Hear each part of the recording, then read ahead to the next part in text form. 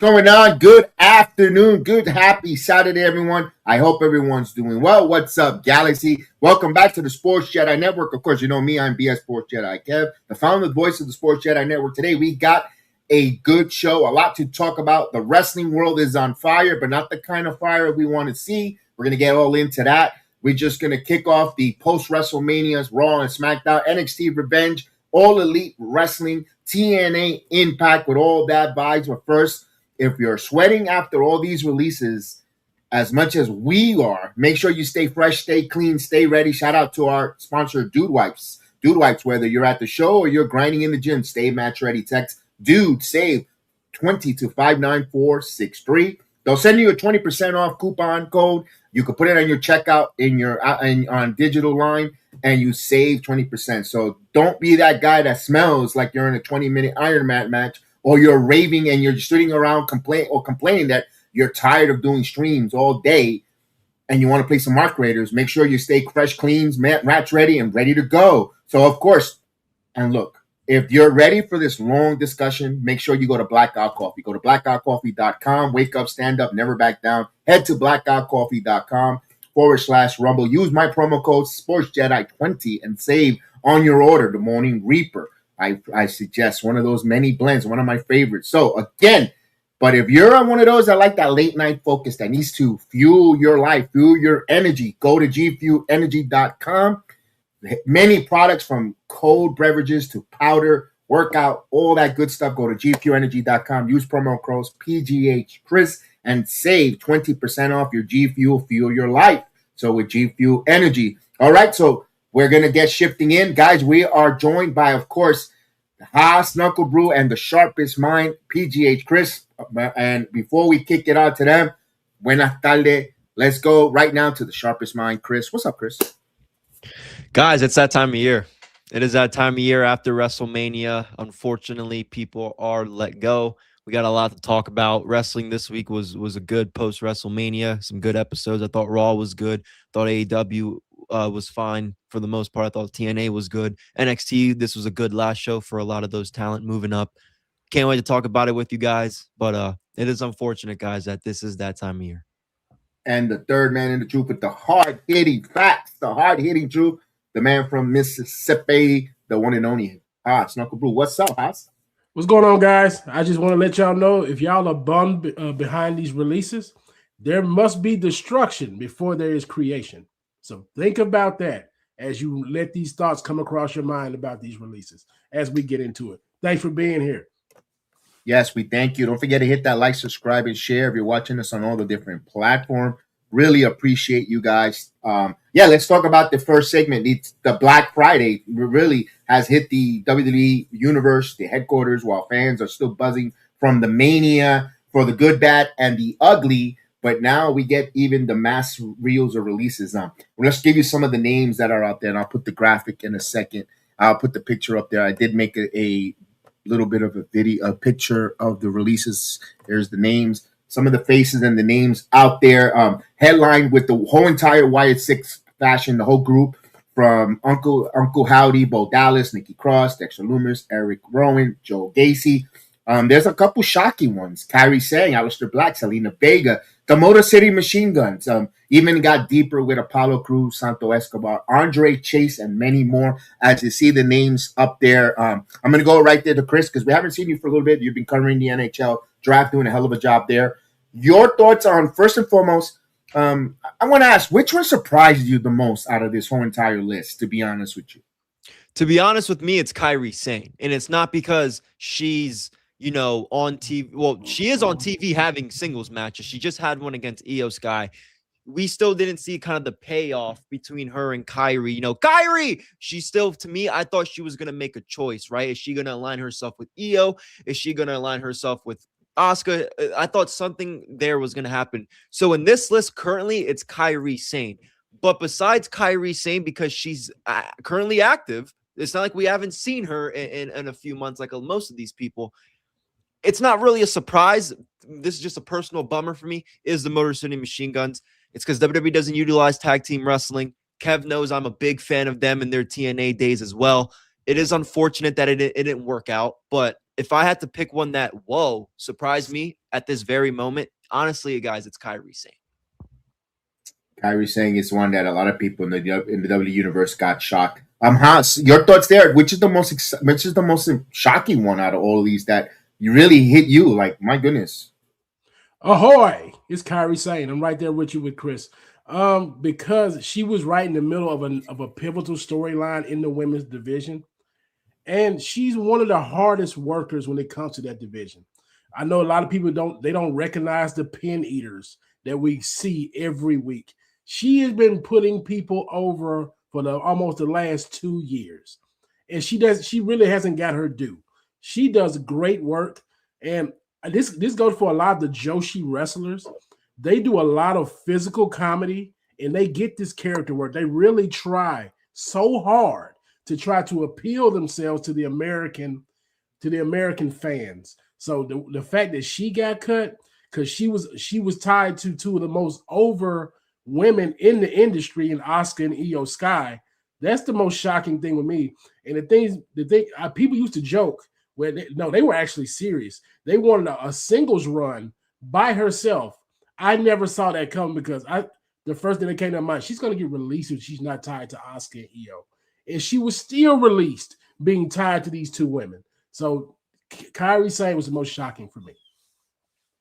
Yeah, to me, you know what? It's a clean sweep. Because, like we said about Kairi Sane, it's, she's in the storyline. There is a carrot being dangled where this easily could have been the 7th match at WrestleMania night number 2, where it was Io Sky Asuka, where it was kind of like with Kairi Sane in the middle of the which way she'll go. And one thing that we like to, if you're a WWE fan, like to pound your chest on arrogantly was, we tell stories over here. And you feed into the tribalism where the other companies don't tell stories. Well, here they've got the biggest egg on their face because they had a storytelling program here. They didn't even put it on WrestleMania, and then they didn't even give it a payoff. They released Kairi Sane. To me, it's an embarrassment.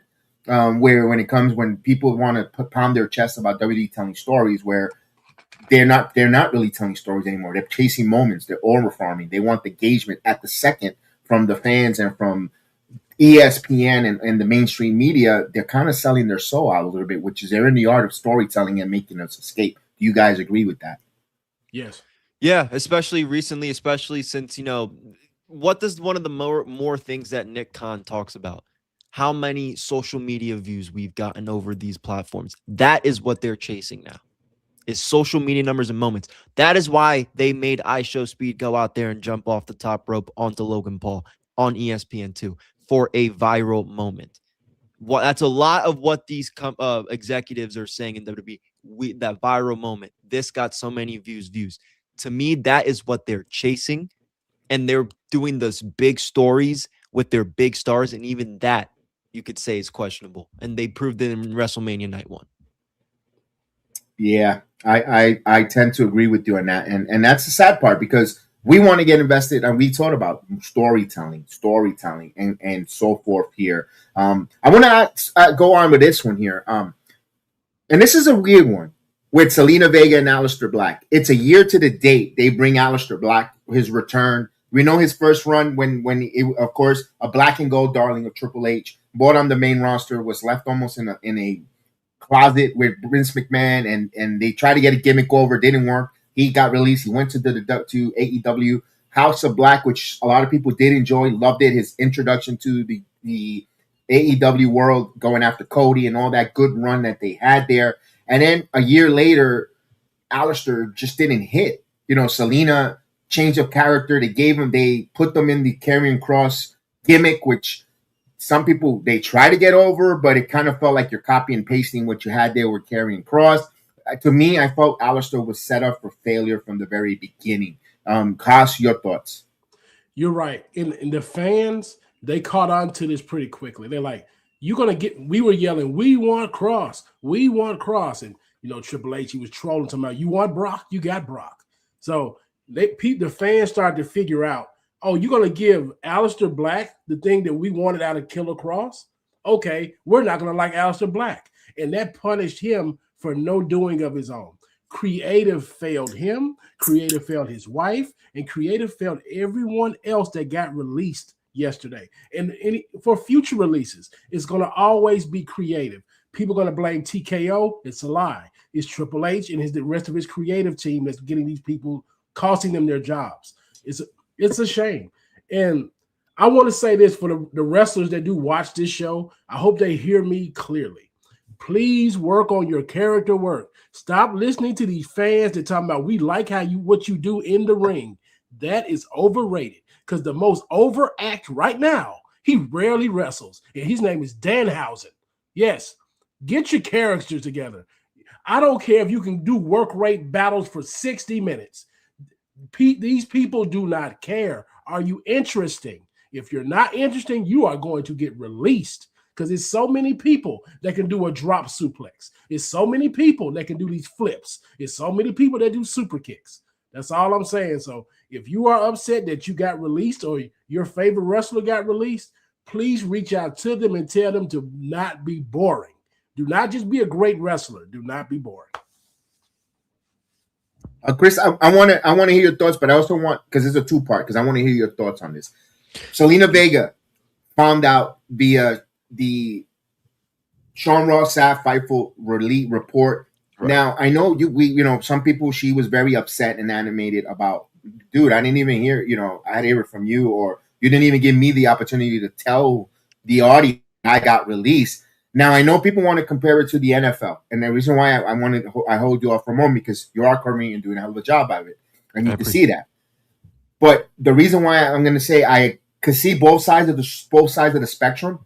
Mm-hmm. When it comes to the NFL and major sports, normally, and when covering MLB, knowing such that the manager calls the player into the office and say, "Look, we're going to send you back to the AAA. You're not, we're gonna, or you know what, we're gonna give you a release. You're not. We're gonna cut you from the 25-man roster in baseball. NFL, you see it on Knox how they call them into the office. They tell them, hey, we're gonna go past you. We're gonna give you a release. Hey, you could jump on and with us. You could sign us on practice squad. Then they go to the media. To me, I think it's a disservice if the WWE or PR department is telling these journalists or people that are covering it before the talent. It's, to me, I think all sides are wrong in this, Chris. And I want you to give me your thoughts on Zelina and the way it folded. So I'll start with Zelina and Alistair, because I agree with Haas. I don't see Alistair going back to AEW. To my knowledge, he left on some terms where he burned his bridges, not with just TK, but a lot of the talent there as well. It is unfortunate because, again, they had her kind of there in PR where she got her moment. They could have done something with her after, but she got squashed by Ria in the match at Backlash anyway. They still could have done something. Again, I see why people, even myself included, right, kind of felt like her and Alistair was just a copy and paste of Karrion and Scarlett, because that's what it literally looks like. When Zelina Vega is doing the same, kind of like what Scarlett's doing, it literally looks like what we are seeing, what we just saw, or what most fans want to see from Karrion and Scarlett. So that probably didn't do them a good service either. I'm gonna be honest. I think Alistair was there. Maybe, Zelina wasn't leaving yet, and she said, I want my husband there. Maybe he brought her in to say, all right, we'll get you in here with your wife for a little bit. Who knows the real reason, but I don't think they had real plans creatively for the guy. Now, her and Sapp, I agree with Kev. It is on both sides. I see it. For Zelina, I do feel like she did say TKO called her. For me, it's like, if WWE, it's not, if Sapp is the reason how you found out, it is unfortunate, but that WWE should have been the one to call you and say, hey, this is what's, before you hear it from any media, this is what's going on. That's on WWE's fault. That's not on Sapp. I want to make that very clear on a lot of people in the IWC. Because I think Sapp's you found out, well, no, it's not Sapp's fault. Now, but I agree with Kev. You can't be going out and telling Sapp before you tell Zelina. And because, again, this is not sports. And Haas could allude a little bit more on that if he wants to. But this isn't sports, because Kev, How many times have we seen NBA players on the bench? I'm being traded? What? Shams? Are you serious? I get. You know how many people didn't find out until that Luka trade involving the people because of sham? Like you just can't compare the two. Like in this business, it can't go down like that. It's because of, this isn't the league, right? It's not like, okay, let's Devin Booker, let's say I report he's gone before Devin Booker even notices, right? Devin Booker can go to 31 other teams. And he's not leaving the NBA. This is Zelina leaving a company she was in for a while. This is more of a TV show.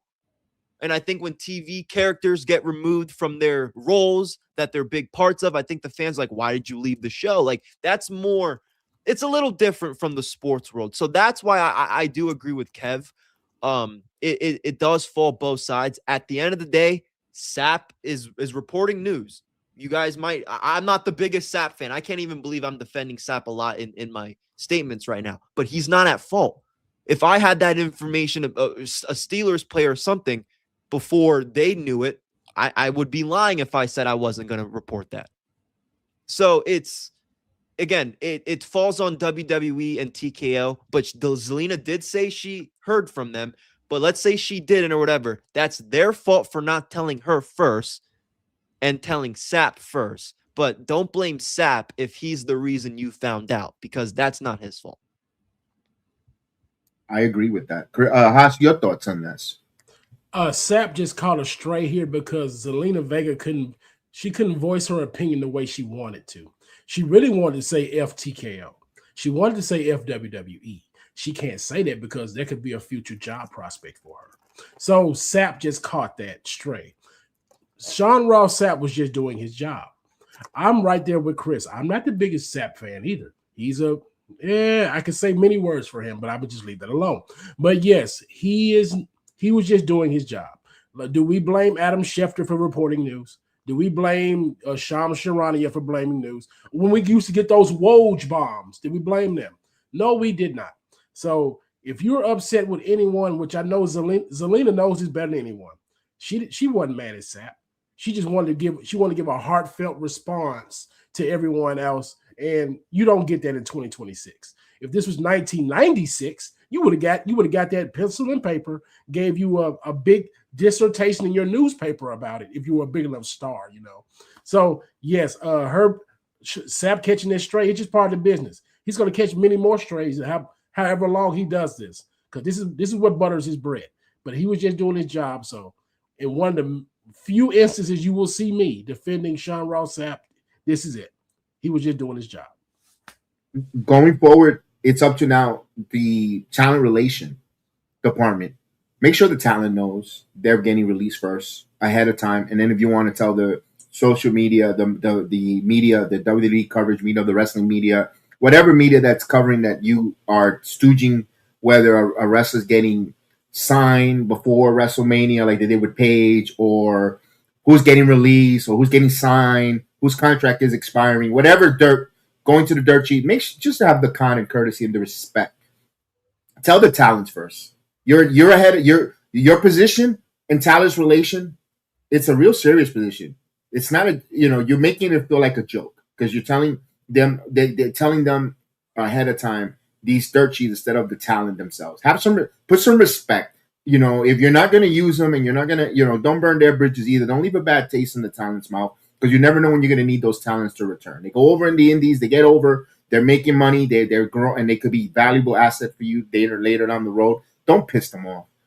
Don't piss them off. Have the respect and say, look, I'm giving you the respect and honor to let you know we're going to let you go. We haven't told the wrestling media, do you want us to tell us, or do you want to put out a statement? Plain and simple. Look how simple, look how nice, look how respectful.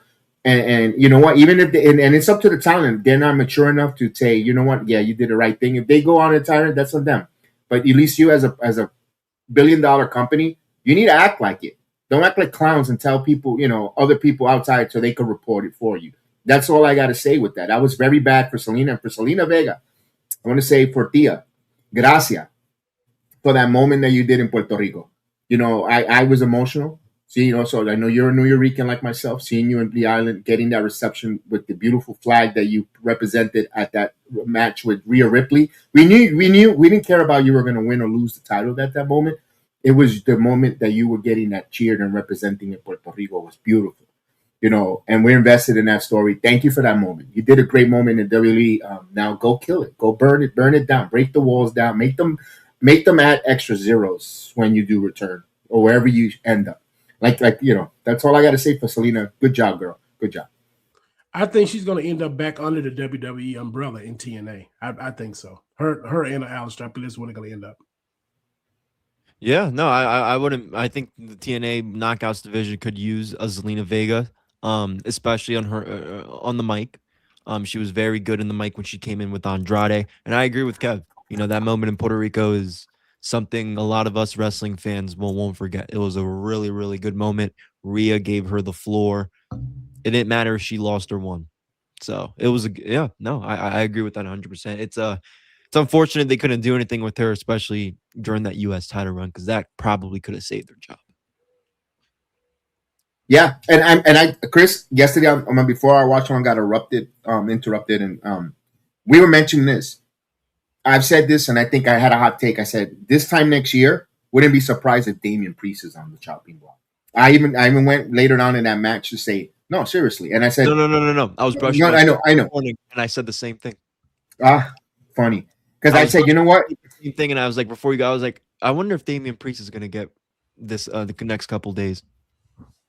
I said this. I think they put the tag team titles with Truth to prevent the release of Damian Priest.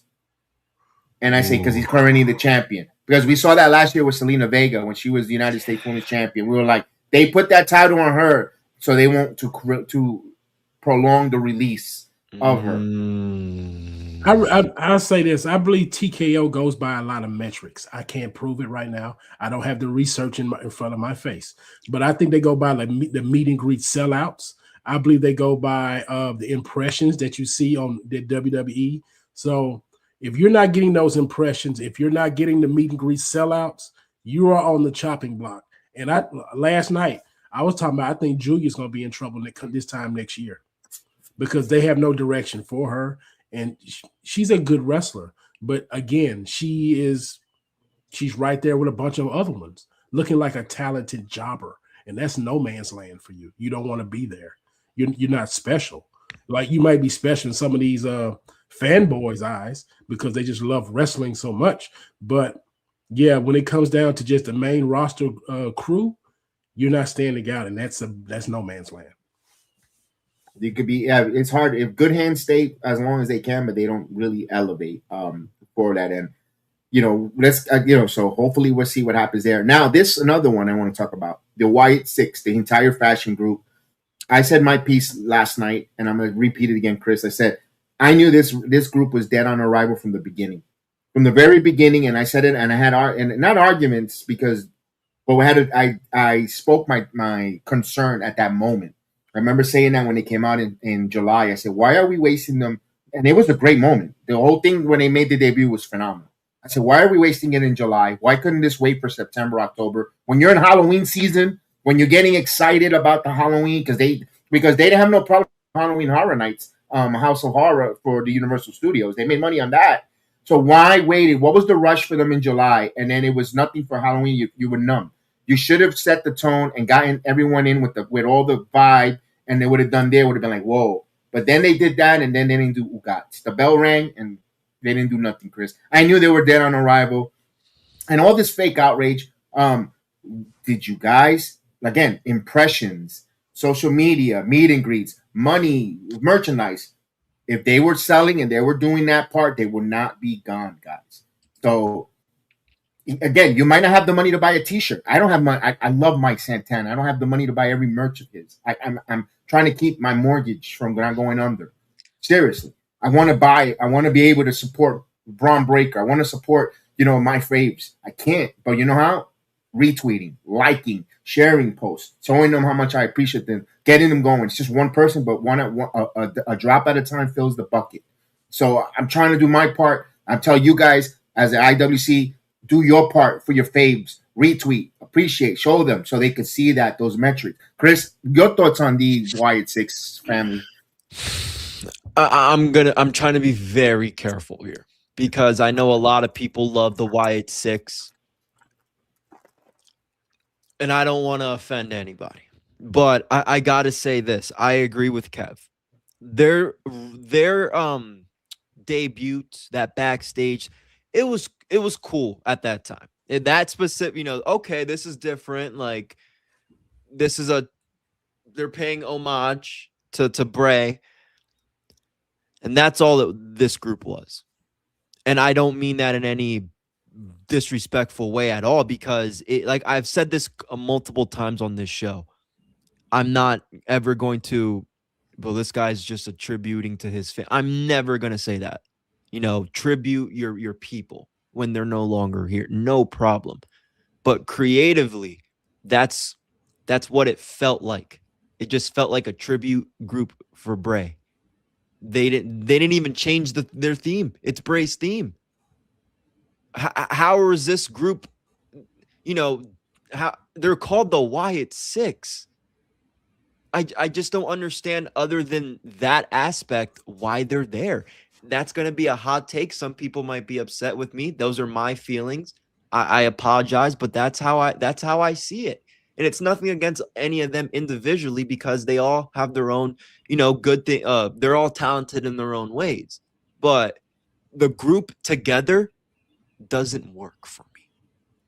They should have, if they wanted to do something like this, should have just kept Bo Dallas by himself. Maybe a Rowan. You didn't need the whole group. It's unfortunate, but again, I'm not surprised. I think there is a lot of fake outrage. What were they going to do, guys, after feuding with the MFTs over a freaking lamp? Let's be honest with ourselves. Because I know a lot of people, again, I know this group means a lot to some people on the internet, and I understand why. But we have to look at it in a creative wrestling way. Oh my God. We can't be serious. I can't. We have to look at it in a serious way. Like, they're not going to do anything after that. So after, the lamps, I don't know, guys. I don't know if I'm the only one that feels that way. Haas, I'm going to kick to you because you mentioned something very important. And you said the legitimacy of the Wyatt 6. And I love your take. The floor is yours. Okay. I'm going to just go ahead and say it. They transformed from the Wyatt 6 to the Wyatt Sucks after they honored Bray Wyatt's birthday. When he did the birthday cake, everything for thank you, Bray. When they did that, that's when this whole collective was DOA, because they had nothing else left. And when I was telling Kev last night, if you are not going to push Uncle Howdy or Bo Dallas to a big title, it's hard to legitimize your faction. I cannot take your faction seriously if you're just tag team champions, because that means your henchmen or your lackeys are leading your faction. I can't take that. As a fan of theater, of TV shows, how can I take the leaders seriously if they're henchmen? It doesn't make any sense. Like, you didn't put any gold on Nikki Cross. She could have easily been the women's champion being scary. They didn't go that route. So they did not push Bo Dallas to the moon. And everybody like, man, Bo's not that big. And well, you can't push Bo like that. Like, guess what? The fans do not know what they want until they see it. So you got to make it happen. And I'll just say it again. Creative failed this faction. They became the Wyatt Sucks because of Paul Levesque, because of Michael Hayes, because of Bruce Pritchard, because of Ryan Ward, because of the new woman that they brought in, whatever her name is. Yes, they failed them. So I don't blame Rowan. I don't blame Gacy, Loomis, Bo Leave, whatever. I don't blame any of them. They did what they were told, and what they were told was garbage. So they became the Wyatt Sucks because the creative sucks. I'll leave it at that. One thing also, Bo Dallas didn't do himself favors. He kept getting injured. How many times they stop because he got injured? The guy will get climbing the ropes. He would fucking get injured. He's like, my God. That's also another thing. Availability is the biggest ability, but I give it on creative. but they weren't creative enough to make the other characters around them interesting. You gave them a tag team titles. They didn't do nothing but defend it against the MFTs over and over. You didn't do anything. And also rushing. You had all this time from July when they came up. You could have, and they tried it for a little bit, but they kept being redundant. You could have told every week a story of every one of the Wyatt 6 members, why they identify themselves in those persona. They tried, but then they rushed it. They like, oh, we got to bring them all on screen. You should have went slowly, telling us who each individual are to bring them there, but they didn't. They to me also, it was a collective perfect storm of hamster wheel of turds when it came to the presentation of the Wyatt 6 all together in the WWE this run. It's sad because everybody loves Bray. Everybody loved what he represented when he returned before his passing the second time, when he broke the door down, when he let me in. And that was in October. It was great. It felt wonderful. And then until fortunately he was called to go back home. We lost him. It just was a bad timing for them. Look, Sam Shaw is very, very, very talented, dexter-luminous. Joe Gacy has a wrestling school in the Northeast. He's also talented. He knows this business. I saw his work in NXT as Joe Gacy. Good job there with he could play characters. The guy is a character. He could play some character roles. For Nikki Cross, I want to say this because it's going to lead to my next segue was WWE creative. And I'm surprised with Triple H. There's got to be more behind this that we don't know. He totally has failed NXT UK. Other than Gunther is the only one from NXT UK really that's done anything important. Because Tyler Bates is under a mask. Pete Dunne is under a mask. And they're saved. Ludwig Kaiser, they're saved because Chad Gable got injured. And they stepped in the biggest gold mine shit that there is in wrestling in the Americano gimmick and AAA Mexico. Let's face it, they would have been gone too. Giovanni Vinci's gone from Imperium. One of the greatest groups in NXT UK, Imperium. Kaylee Ray, a.k.a. Alba Fire. You check out her run in NXT UK. She's one of those great wrestlers. What, she's not your blonde ambition? That she couldn't get that push in the main roster? Kaylee Ray could outwork a lot of these women out there currently right now that are in the top of the card. Very good wrestler, but no, she's no longer. They put her in a comedy with Piper Niven. Now she's no longer part of the group. Isla Dawn. All this NXT UK they have failed it completely. What a disaster, for all those fans of NXT UK, where Tyler Bates, their first world champion, is under a mask and we don't know what's going on. It's not fake outrage, it's bad creative, and I agree with you, Haas. Gunther and Rhea are the only 2 UK people doing it. Yes. I'm gonna leave it at this. This shows you how much that creative room actually cared about Bray Wyatt. They did not really care about Bray Wyatt. And I'm going to tell you another person who knew about this. Alexa Bliss knew this when she came back. That's why she did not attach herself to the Wyatt 6. Because her being there would have helped legitimize that group. And she knew it. She knew that creative room did not care about Bray Wyatt. And that's why that's why everybody's cut now. You made a good point there, House. I didn't think about that. Very good point. Good point. Good discussion on that one. Very good point there. And some other names around there. For me, look, I'm going to talk about Zoe Stark real quick. I saw her in NXT 2.0. Zoe Stark's another issue. She's a very talented. I enjoy her matches. Her teaming up with Nikita Lyons, turning on her as heel. Before that, winning the Battle Royal for the Mone contendership. All that good stuff for Zoe Stark's coming up. Didn't do any justice when they put her with Shayna and Sonya Deville. With that wasn't so great. But her run alongside Trish Stratus, I thought that was going to be something nice going forward. But they just are not getting injured.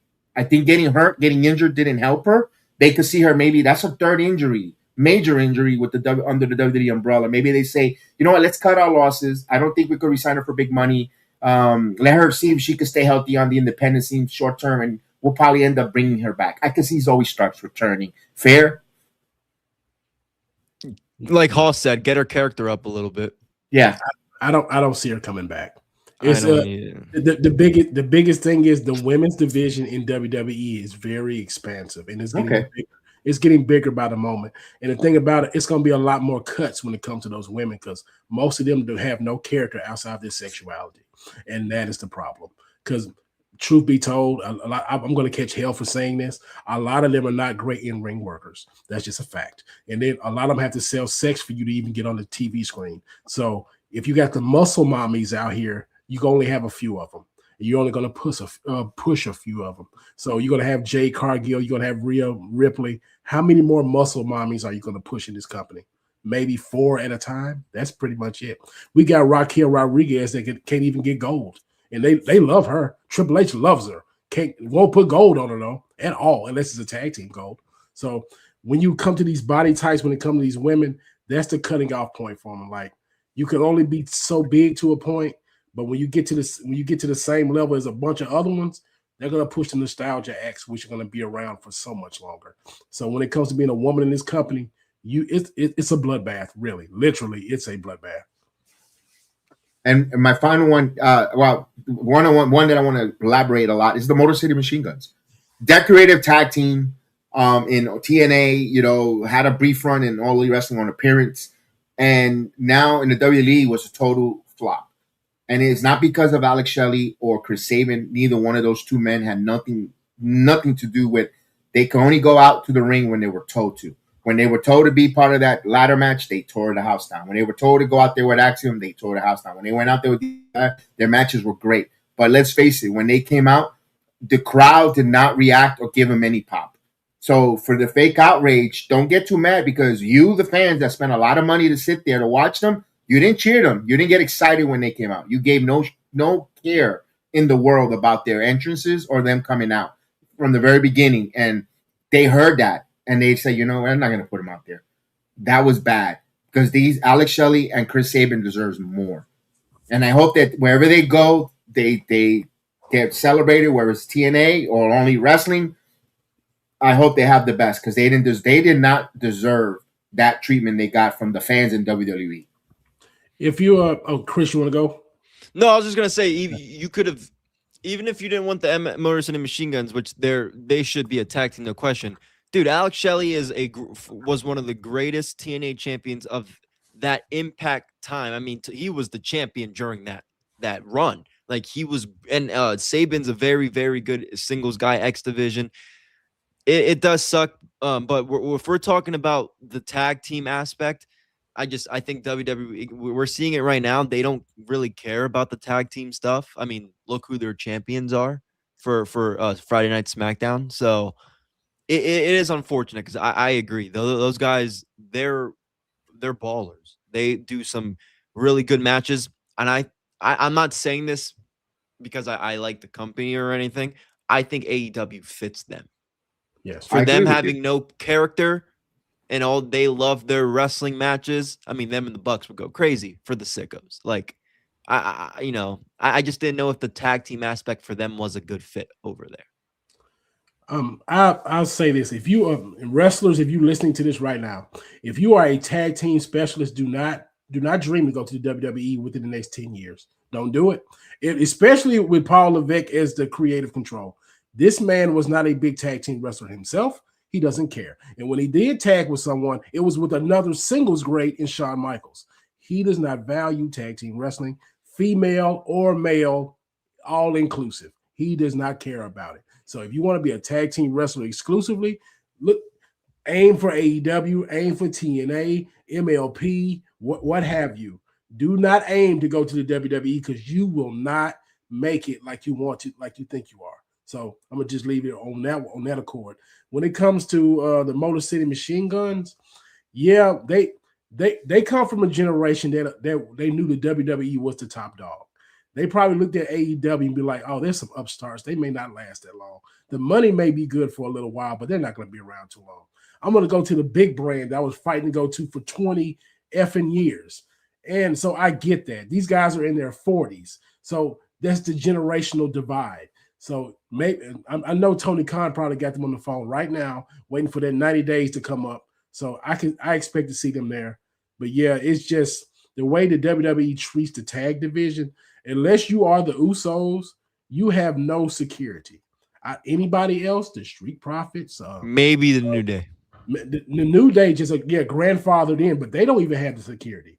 If Xavier Woods comes back and he gets hurt again, yeah, yeah, you're gonna have problems. They may just force them to retire because they're already Hall of Famers. You can't just fire them outright like that. You're gonna probably want them in NXT or some kind of, what's the one I'm looking for? Maybe some kind of leadership developmental. role. Yeah, developmental leadership role. But yeah, unless you are part of the Samoan dynasty for tag teams, you are not safe in this company. You are not. No, well said. The right move financially is AEW for the Machine Guns. The best move in their career or their legacy will be going back to TNA against the Hardys, and help that with, but does TNA have the money? Because everyone say, I see all the fans, bless your heart, tagging Carlos Silva and TNA to sign this one, sign that one, sign this one, sign that one. They're not have a big budget to sign all these talents. They're not going there. Neither does Tony Khan. They already have a super major bloated roster. There's talents that does make sense that are released. Alba Fire, they're going all in London. She's from the UK. Makes great sense there. You could team her a reunion with Isla Dawn. She's already in the company working. They could have, if they want to boast their tag teams, and then for Kaylee Ray go on a singles run, they could do that as well. But then, what are they going to work at 9:20 every time at 9:20 for one slot? It's a tough one because we know there's other alternatives, but not every alternative fits. I'm surprised, that people want to think that they're going to just walk in AEW and have a set role. There's other people in the pecking order. It's just a tough one. People got to realize too, when it comes to other alternatives, you as a fan, if you really love these people, you're going to spend a lot of money just to see them. And that's the price you pay as a fan. But are you willing to pay another extra $10 to $12 for Honor Club, for ROH? Or are you willing to spend another $10 to $12 for CMLL, plus a Triller TV membership to watch this stuff? Those are the things that you have to think about. Like, and I don't want to just be disrespectful by saying this. A lot of these people are mid-card to lower mid-card talents. How bad are you finna follow them? Just be honest. It'll be different if this was Roman Reigns, maybe even Cody Rhodes. It'd be an easier path to go follow these talents. Man, I could love Alba Fire till the cows come home. How much money are you willing to spend to see Kaylee Ray go wrestle at a certain other promotion, unless you're her family or friends? So that's just something to consider. But I guess I sound cynical saying those things. But No, I agree. You're being real. When we see them in another company, wow, you're gonna feel happy and say good for her. Mm-hmm.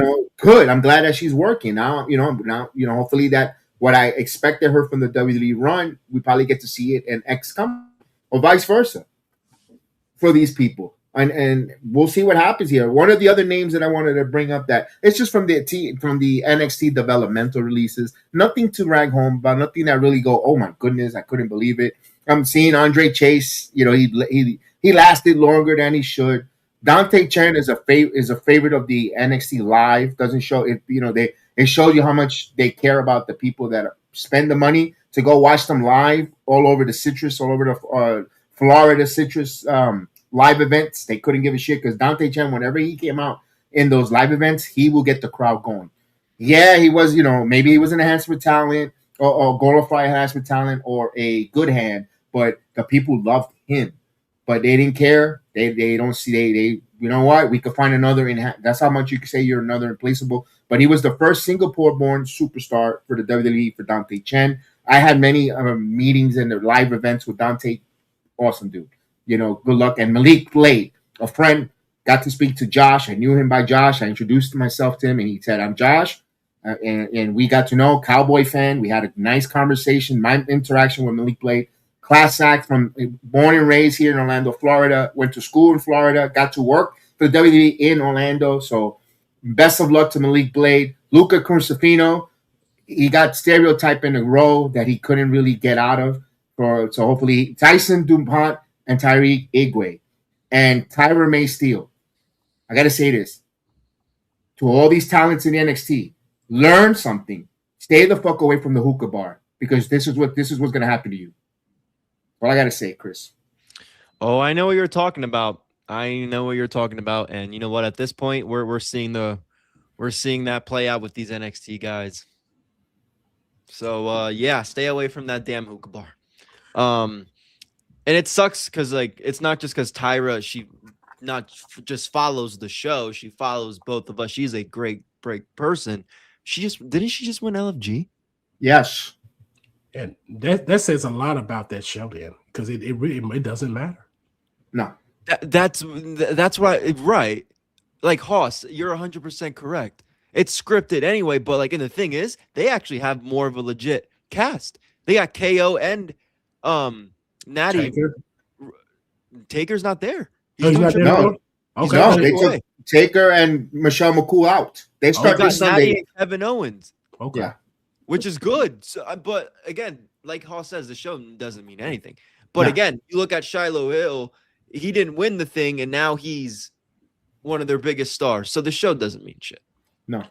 When it comes down to a lot of this stuff, it comes the way the fans really elevate the egos of the talent.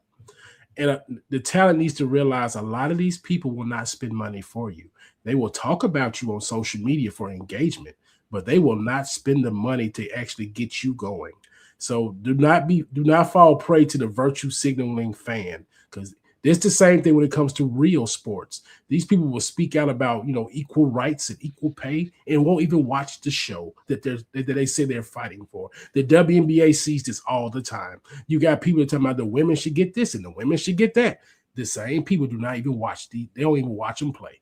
They come the same thing for wrestling fans. These people they'll get right up here on X, Blue Sky, what have you, engagement farm off your name, and won't even care about watching you on weekly television. So I give this to the talent.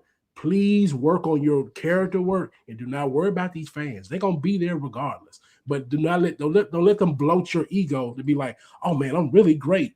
These folks don't even watch you, man. They don't. No, you said it well. The Troy London was very one that I was like, whoa. Troy London, saw him on LFG, very high flying, very exciting. I know they say you're copycatting Jeff Hardy's moves to a T. It looks just like Jeff Hardy if you see his movesets and all that. Maybe they say, you know what, there is no character development. You're just copy and pasting what Jeff Hardy. I don't know what to, for the little bit I saw with that. But meanwhile, they sign all these other independent from the Belgium, who's a bigger, and they sign a lot of same for Troy London. Hopefully he can get going. He's a former NFL player. He should know about the business, about getting cut and not, moving on. Hopefully he doesn't give up the wrestling business. Hopefully he goes somewhere else and learn. This is the type of thing that bothers me. This guy wants to be there, putting in the work. He got the WWE tryout. He didn't get an opportunity, but a YouTuber does. This is the type of thing that bothers me. And you have him working on Impact. No, and I'm sorry, but this is the problem I have. He's paying his dues. He's paying and working his ass is the problem I have. I will say this. For anybody that's been in NXT more than 2 years, you're on notice. When it comes to Tony D'Angelo, Tatum Paxley, y'all need to get y'all ducks in a row, because they're letting you know. They're calling people up within 6 months, within a year. And they got y'all still hanging around down there in NXT. And I think the world of Tatum Paxley. I've said this a lot, but they won't call her up. They won't do it. Tony D'Angelo, he got to work on his character even more, because you've been down here for almost 5 years. They finally put the belt on you. But as we can see, their belt don't mean nothing. They call people up who don't even sniff the belt. And they up there doing well on the main roster. So if you're in NXT and you haven't got any traction like you think you had, like you think you should, reevaluate. Please do, because the check that you are getting from NXT WWE right now, it ain't guaranteed. It ain't guaranteed that you're gonna be on Raw or SmackDown. They might drop you back to Evolve and have you down there for another 2 or 3 years if they do keep a job on you. So just reevaluate with that. Absolutely. Serena Lipton, Chris Island, there were some from LFGs. They, they saw something, they didn't see progression, whatever the case is, or they're bringing in talent that look almost the same. They have a lot of new WWE ID that they just finished signing in, so they got to make room. I don't see progression, or they're being realistic. I see a ceiling where you're just going to be barely hitting the mid card, and there's nothing there that stands out. So we're gonna, you know what, we're gonna cut our losses early and move on. And then look, you maybe if you're little Miss Stickums and you're white and blonde and you could pretend to sing and you were on, what was it, and you could have the heart of a lion, maybe you get a lifetime achievement award from the Tito Lions. So we'll move on. SmackDown. With the SmackDown now, we get these call-ups now. With all the releases, we get call-ups. We saw that on Monday Night Raw, all the different call-ups. I want to talk about SmackDown because we got the impactful introduction to Fatal Influence. Chris, we saw JC Jane go to New York City in Slammiversary, beat Marsha Slamovich, and became a dual women's champion. Your thoughts on her coming in and wrecking the women's tag team match from the veterans? They're good. Yeah, no, they're a good heel trio for the main roster on Friday nights. That's I know a lot of people were worried about, a lot of these guys seems like are going to Monday Night Raw. I'm very happy that Fatal Influence is on SmackDown. JC Jane, I would not be surprised if she is maybe a United States champion here very, very soon. I could, especially if Laney Reed and who's the other one? Fallon Henley. Fallon Henley get the women's tag team titles from interfering in this match. JC Jane wins the U.S. title or possibly a world championship opportunity. That makes Fatal Influence legit on the main roster like they were, on NXT. So I like this. I like Fatal Influence going out to SmackDown. Yeah, seeing Fatal Influence there. Your thoughts on the way she went in? Talk about trios. They went after Saraya, who made her debut there, and she's the queen of trios. And boom, they made an impact there and showing up and causing and Charlotte Flair and all that stuff. Your thoughts there on Fatal Influence's impact there and say, hello, we're here. Kev, you're going to get us canceled. But anyway. What did I say? the queen of trios. You sick man. But anyway, with Fatal Influence, I will say this, and the booking is not going to do it, right? The booking is going to have Ria Ripley bury two factions in a row, and I hate to see it. They're going to give Jade a rematch soon, and she's going to lose, and so that faction is going to be buried. So we're going to JC Jane's going to get a legitimate match against Ria Ripley, and she's going to bury Fatal Attraction. This is where creative fails. The women, if you want to make some noise, most of the women fans come from NXT, and I believe that. So if you want to really make some noise, have Rhea have a short title reign and drop it to JC Jane. And that's not recency bias. That's about getting the fans actually riled up about a new character. If you want to really build something, they're already booing her out of the building in Texas. Man, you got to capitalize off this. This is in Dallas, Texas. There's not many more bigger venues than this. Capitalize off that. I'd have Rhea lose that title to JC Jane at Backlash on a big screen. Make it big. You want to legitimize, because they're not going to do it with Saul Ruka on Raw. I know we're going to talk about that later, but if you really want to make Fatal Influence a real thing, have them beat Rhea Ripley. And I'm talking about dog her out. All three of them make JC Jane be great. Do that. If you're not, what's the point of having Rhea bury 6 women at one time? Why would you do that? That's bad booking, and it's lazy booking. No, I like what you said there. I want to see JC Jane win. Chris, your thoughts on that? You want to piggyback on that comment? Yeah, I would like to see JC Jane. I don't mind her as a champion. I think she proved herself on not just NXT but in TNA that she can be a champion of a brand. I don't mind that, but like what Hall says, you have to make her legit. And what other way? I'm not comparing her at all to Obafemi, but how to make someone legit than going after one of the top people right away. I don't mind it for JC Jane. It doesn't matter, because I've said this to Haas, and I even did a video as soon as I got back from Slammiversary. I did the video comparing a lot of eerie similarity to Shawn Michaels and JC Jane. And I said that yesterday. And I said that a lot. Shawn Michaels is telling a lot of his story, a lot of his character through JC Jane, and JC Jane is receiving it. And like Haas said yesterday, she looks like she's a sponge. Ready to listen, very coachable was the word that you mentioned yesterday, Haas. Am I correct? Mm-hmm. and it's translating on the screen. I could see where JC Jane could be the face of the women's division on SmackDown with fatal influence, with that nasty, with that heat. What more nuclear heat if she shocks the world yet again when no one thinks she's going to do it and she beats Rhea Ripley? It doesn't. I don't think it will hurt Rhea Ripley for a short title run. And I would love to see. I would love to see that. Rhea is bulletproof. Rhea is bulletproof. Rhea cries on the internet all the time.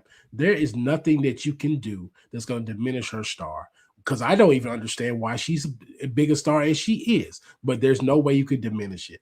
And what bigger way can you legitimize NXT by putting some titles, some real gold on your new recruits?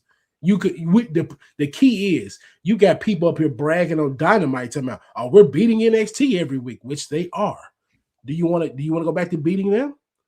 Legitimize your developmental brand. Put some gold on the ones that you call up. I'm talking about JC Jane, Blake Monroso, Ruka, Obafemi. You already got gold on Trick Williams. Javon is up next too. You got to put some gold on your new people to make the people from the main roster go watch NXT on Tuesdays. You want those ratings to creep up. They're actually going down. Let me ask this, Chris. I want to piggy what Haas was saying. People like to say, "Oh, force fed." Would it be a little bit of a force fed, in your opinion, if you start putting all these titles immediately on these young talents getting called up? It could, because I think we kind of saw the test with Stephanie. You know, I don't know, force fed her right away when she moved up, and like you said, that she didn't really go through anything for her to get the world title, and then now it's like get the title off her. You don't want that with JC. But again, I do think JC has more of a personality. She's a heel, something that Rhea Ripley needs more. She needs more legit heel challengers. Yeah, I you know, people are gonna say that, but in this case, I don't really think it is. Now, if it doesn't hit, and maybe a lot of people are starting to realize that it's not hitting, and then they still keep doing it, then maybe we can say that's a little force feeding down our throats a little too much, kind of like Roman, because I think people are like, okay, let's see what he could do back then when he was the big dog, and then people didn't like him, but they kept forcing us. You don't want to do that with her right now, but giving her that Obafemi rub right now on Rhea, I don't think it's a bad thing, considering, again, JC Jane's upbringing, and she's somebody that could have been on this release spectrum years ago. So yes, for her, like years ago, she's been in NXT for a long time.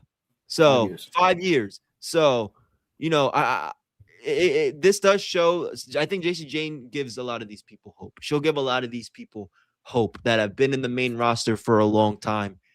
And even with Lola, I think she's getting called up soon too when she drops the title. She's been there for a while, never really got the big opportunities until right now. So I think those two examples, you know, that could be examples of NXT people maybe doing well, you know, on the main roster. So we'll see how it goes. Let me ask this. I'm going to piggyback off of this and I ask this question to you. Like you said, if they this is something you love to say. If they tell the right story of JC Jane and overcoming, and she gets on the mic, overcoming all these different things, getting counted out, and she beats Rhea Ripley, or any of these young talents getting called up, if they tell the proper story, like you mentioned, I think people could get invested and say it's not force fed. Do you disagree or agree with that? I agree with that completely. If you handle your talent with TLC, so with some tender loving care, you give the fans something they can really, in the words of JD and Jesse, to sink their teeth into. Give them something that they can really buy in. You can see JC Jane have that gold very soon. And when it comes, I get what you're saying when you say force feeding people, but in society today, we digest content differently than we did 20 years ago. Hell, 10 years ago. We had more patience 20 years ago for wrestling. Hell, we had Hulk Hogan forced down our throats, 10 years?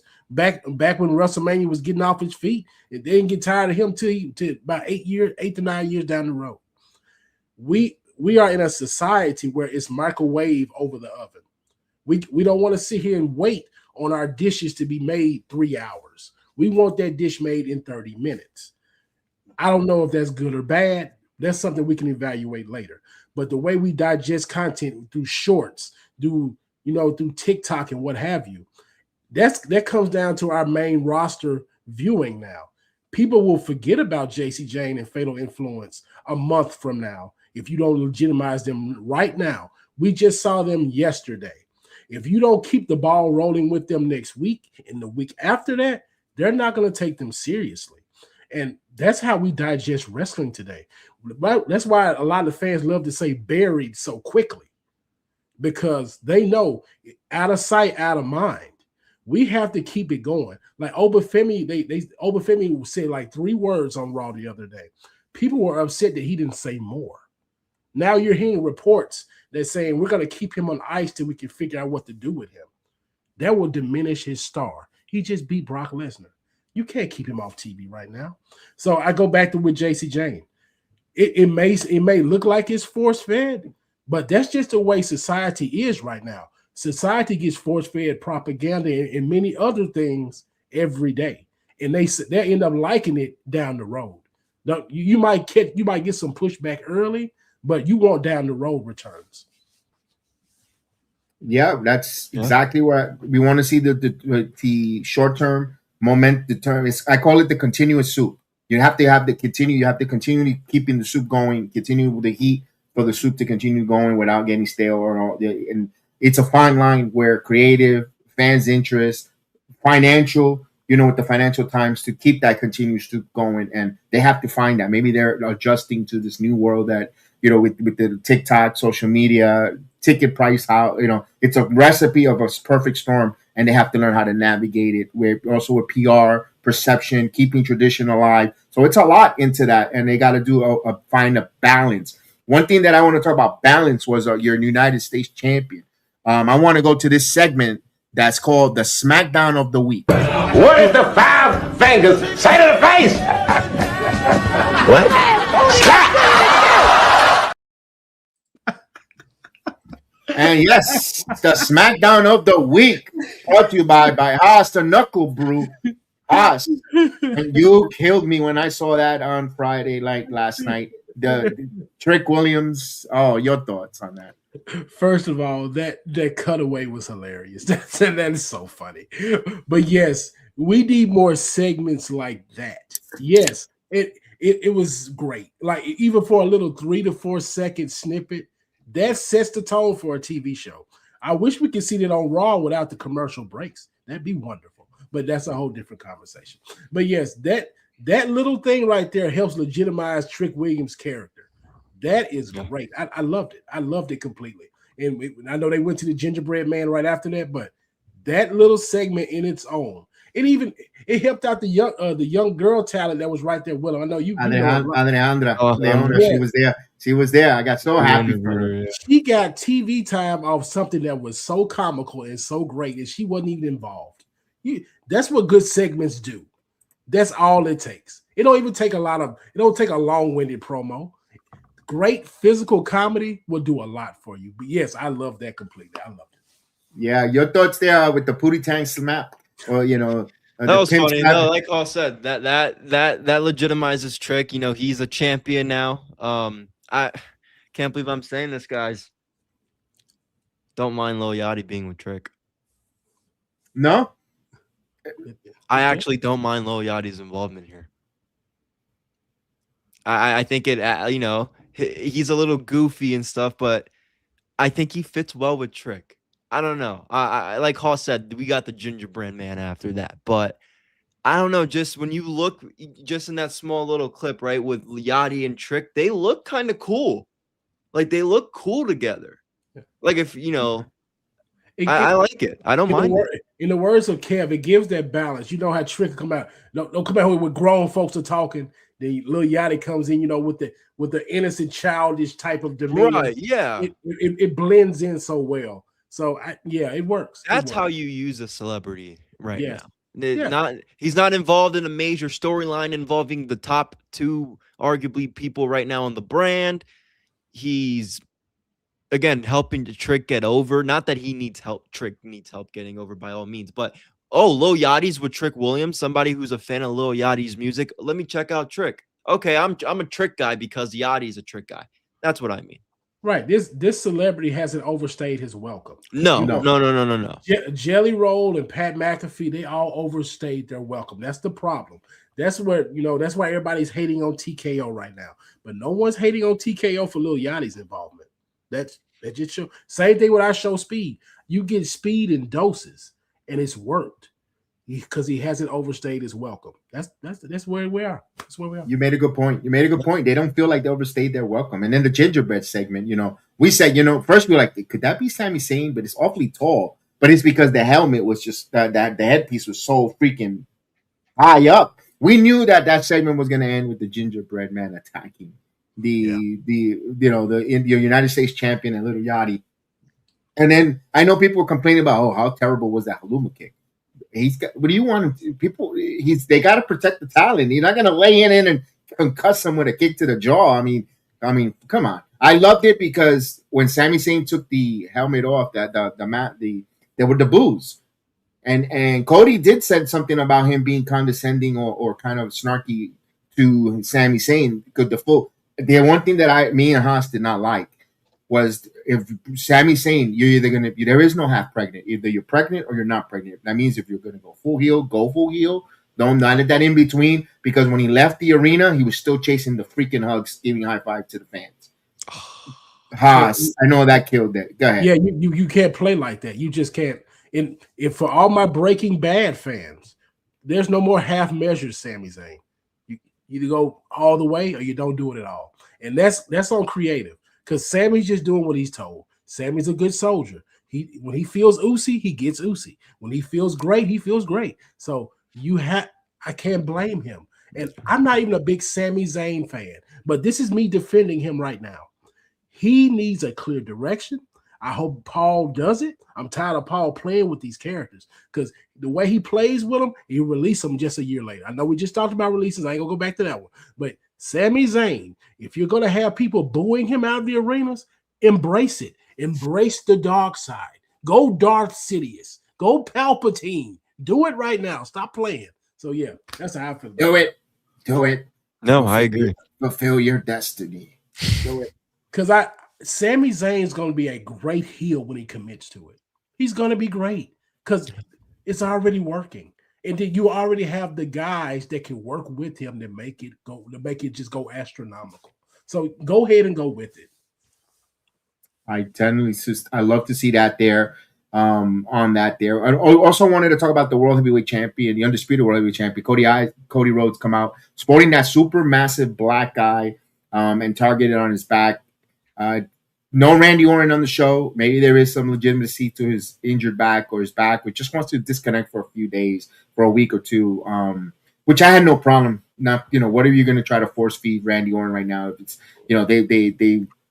I'm almost okay with it. I like Cody Rhodes speaking on his behalf, pretty much telling, you try to interfere, TKO, just sit back, let us do our wrestling thing and count your money and leave us alone. I love the message from Cody Rhodes, Chris. Yep. No, message from Cody Rhodes again. If anybody can lay these messages, it's Roman, Punk, Cody. Those are like your three, maybe Seth. Those are like your core guys right now that can kind of blur in the lines on TV with the reality. So I like it. Again, being his line about 0 for 3, I thought it was good. We talked about those 0 for 3s. So it was good. It was good. I wonder if him and Sami are gonna feud in the next couple of weeks. I think that could be something that we're heading down. If they do a rematch between him and Trick and whatever, if they don't fully commit to that, whatever happens, I could see a way where we're gonna get a Sami Zayn and Cody feud. I don't mind it. I didn't mind that promo. It looks like we're gonna get a Sami Zayn rematch with Trick Williams at Backlash in Tampa, where that's where the going off over the edge. I'm about to break in quoting Linkin Park, where that's when, and then leading up to it, where Cody Rhodes interacts with Sami Zayn, where you didn't get the big job done, and then with Sami just gonna just go ham on Cody and just because I think Cody's gonna be left off this card due to black guy. It's better fit for them. It's okay if Cody doesn't wrestle in Backlash. You got Roman Reigns wrestling on Backlash. We'll get into it after this for the World Heavyweight Champion, but it just feels natural. What do you think? What are your thoughts? To start with Randy Orton, I wouldn't have Randy Orton go touch Cody Rhodes till SummerSlam. I would postpone that program till then. And I ain't talking about injury. Make people miss this feud. We can give Cody something to do in the meantime. Now with Sami Zayn, I can see Sami losing the rematch at Backlash to Trick, and this is where he will fail upwards. He will go off the deep end, and he will get an undisputed title shot behind it. Because that means, again, we got Cody with a black eye already. He's going to have to get decimated one more time. And it's going to be from Sami Zayn, and Sami Zayn's going to have to lay it in hard.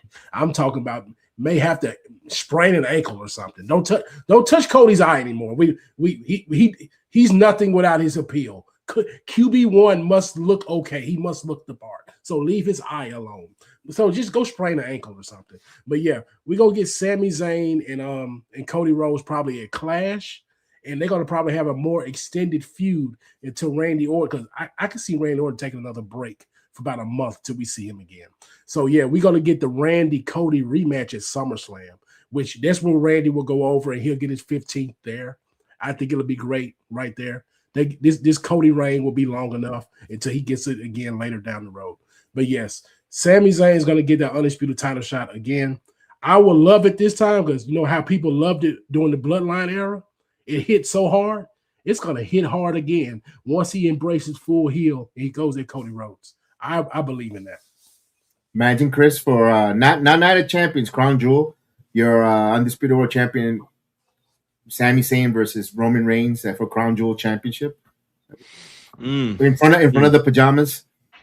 Ugh, I mean, in front of the pajamas is not going to hit. I mean, I'd rather have it in front of the Canadians. But, I mean, look, I don't... I could that work? I mean, it could be something that could play out. But, again, do you really want to see Sami Zayn as the world champion? Hell no. I get that, but you're not going to get Cody and Roman Reigns in a Crown Jewel setting. You're not going to get that. It's too cheap. It's too cheap. Like it's not canon. But even though they're going to get it, just wouldn't work out logistically. But can I explain? Can I say this here? Do they deserve it? They're spending because why? Because the Sheik spends $500 million to bring it over there. What about the American fans that bust their ass, day to day, that either to go to freaking Vegas 2 years in a row and spend all this godforsaken money on a bottle of water for $9, hotel fare, the meet and greets for 5 seconds. Oh, here, take a picture. All right, move. All the different nonsense that comes along. Not buying, like Mike Shapiro says, $30, $20 for Netflix, this and that, and all the bitching and complaining. We should get Roman and Cody in American soil. They don't earn it. They didn't deserve it. They don't have to go through the uncomfortable. They got a Hall of Fame over there, but they could go see all the memorabilia that these guys, these men and women from the past gave us. We don't even have a physical Hall of Fame here. No, let them have Sami Zayn and Roman Reigns over there, not Cody and Roman. I think the United States fans need that bet more. They earned it because we've been the ones that have been supporting this product for 40 plus years. So that's my take on it. Kev, I got a hot take for you. I said this on X a few days ago. I think Saudi Arabia needs to buy the WWE. They need to buy it outright. You know what? I'm with you. At this point, I'm with you. I'm sorry. At this point, I'm with you. Because the way this TKO Endeavor's been running, the way they've been running, they think this is the UFC. They're not the UFC. If this is for them to buy it and just sit back and let the cooks cook and not interfere and just because you're the restaurant owner, you're going to tell people how to make. You're going to tell Michelin star chef how to make a meal. No, I can't have it. And if that's the best way, I'd rather just sit back and let the Michelin star chef cook and let them do what they do, own the restaurant. I'm with you, Hutz. If that's the price we have to pay, is women wearing burlap sacks and WrestleMania being in Saudi Arabia, I'm willing to do it. Because I mean, if that means I get PLEs and pay-per-views with no ads and people that actually care about the product, I'll take it. That's an interesting one because everything has a. I don't even know what I would want. I don't even know what I would. I mean, just truthfully, would it make you stop watching the product outright? No. I don't think. I'm already invested for 40 some years. Right. And they know that. That's your answer. That's your answer. If they buy this tomorrow and you don't stop watching, that's your answer. Damn. Nobody stopped playing golf. Nobody stopped playing golf when Liv decided to do Liv Golf came aboard. You know, nobody's playing flag football now that Saudi Arabia's got it. Sorry there, Haas. Oh no, ain't no problem. Because the only thing about it, if you want real competition to save wrestling, and I hate to just encompass wrestling in WWE, but we just gonna call a spade a spade. This is the eye of wrestling is WWE. That's the truth. So if you want to save this company, it's gonna have to be Saudi Arabia, or it's gonna have to be Jeff Bezos or Elon Musk. Oh, the reason to go what Aaron is saying, Shane, Stephanie, and Triple H don't have enough money to buy it. They don't have. But under the Saudi Arabia group, they will put them in charge immediately, and they'll just sit back and say, "Make me money." They'll leave them alone and leave them to do their thing. And I hate to say it, that might even have to bring the old man because as a consultant, I have no problem. I have no problem with that. Because if you're telling me Haas and Kev the Saudis are buying it and they're giving the McMahon's full ownership, specifically Triple H and Stephanie, then you have me. I'm gonna just tell you this: in business, there are no morals. Like there are bad actors in business. In everything that you buy. If I felt like I didn't want to buy toilet tissue today, I can go find a bad actor in that company. So that means I couldn't wipe my ass with dude wipes. No disrespect to our ads. Just being truthful. Like there are bad actors in every business that goes along in our life. So if you walk around today and just say I'm not going to support them, you won't support anything because there are no perfect people. We just got to tell the truth on that one. Yeah, I agree. And a lot of people say I'm not supporting this and this and that, and they still do. Still do. Yeah. Yeah. How many people still pouring Aunt Jemima syrup? Or what's it called? Paper mill. Whatever. What is it called now? The stupid name that they change. It's still Aunt Jemima to me. Yeah. Yeah. Whatever that is. Exactly. All that fake outrage. But let's stay on track here with a little bit of SmackDown. Chris, your thoughts of Julia dropping the Women's United States Champion to Tiffany Stratton? Not surprised. Bizarre.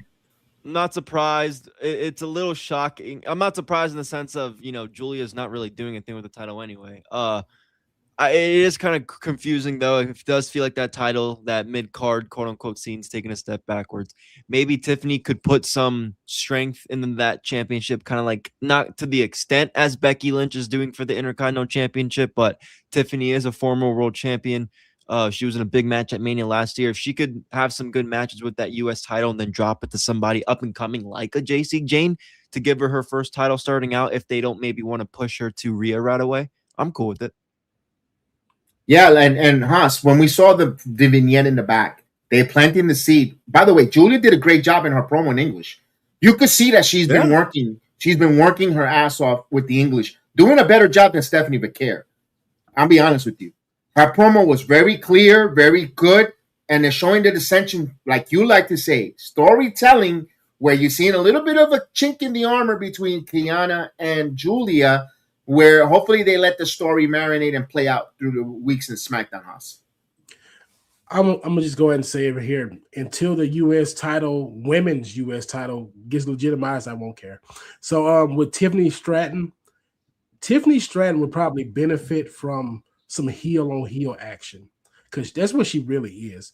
They try to sell us this face. She's not a face. So I would feed her heels and let the fans decide who they're gonna root for, because she's never gonna get over as a face. It won't ever make sense because Tiffy time is not babyface behavior. It's not. It's obnoxious.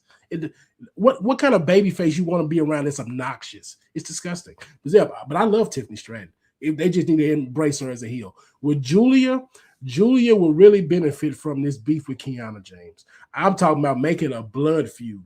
Make it it should last about 2-3 months. Make it last to SummerSlam. Because we need to make Julia interesting without a title. They've given her the title twice, and we get nothing out of it. So if we can make 2 stars for the price of 1, I'll take it. Because people they're already lukewarm on Kiana James. They're starting to like her, and they want to like Julia. So let both of those women get real gritty and grimy with a feud. It'll work out. So yeah, I like the direction going with that one. But with Tiffany Stratton, I know she's a former women's champ.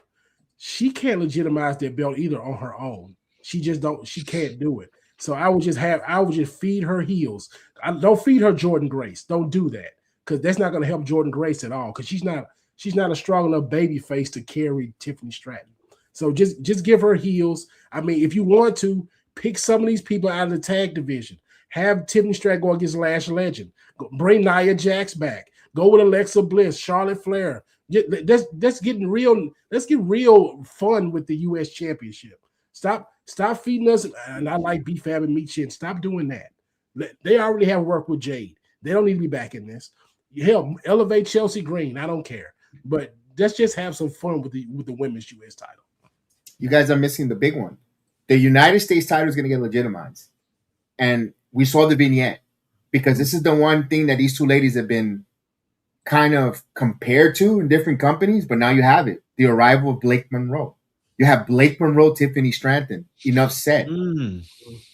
That's going to be the first feud there, where what did she just finish coming out of? They made her a replica women's North American title that she was founded about.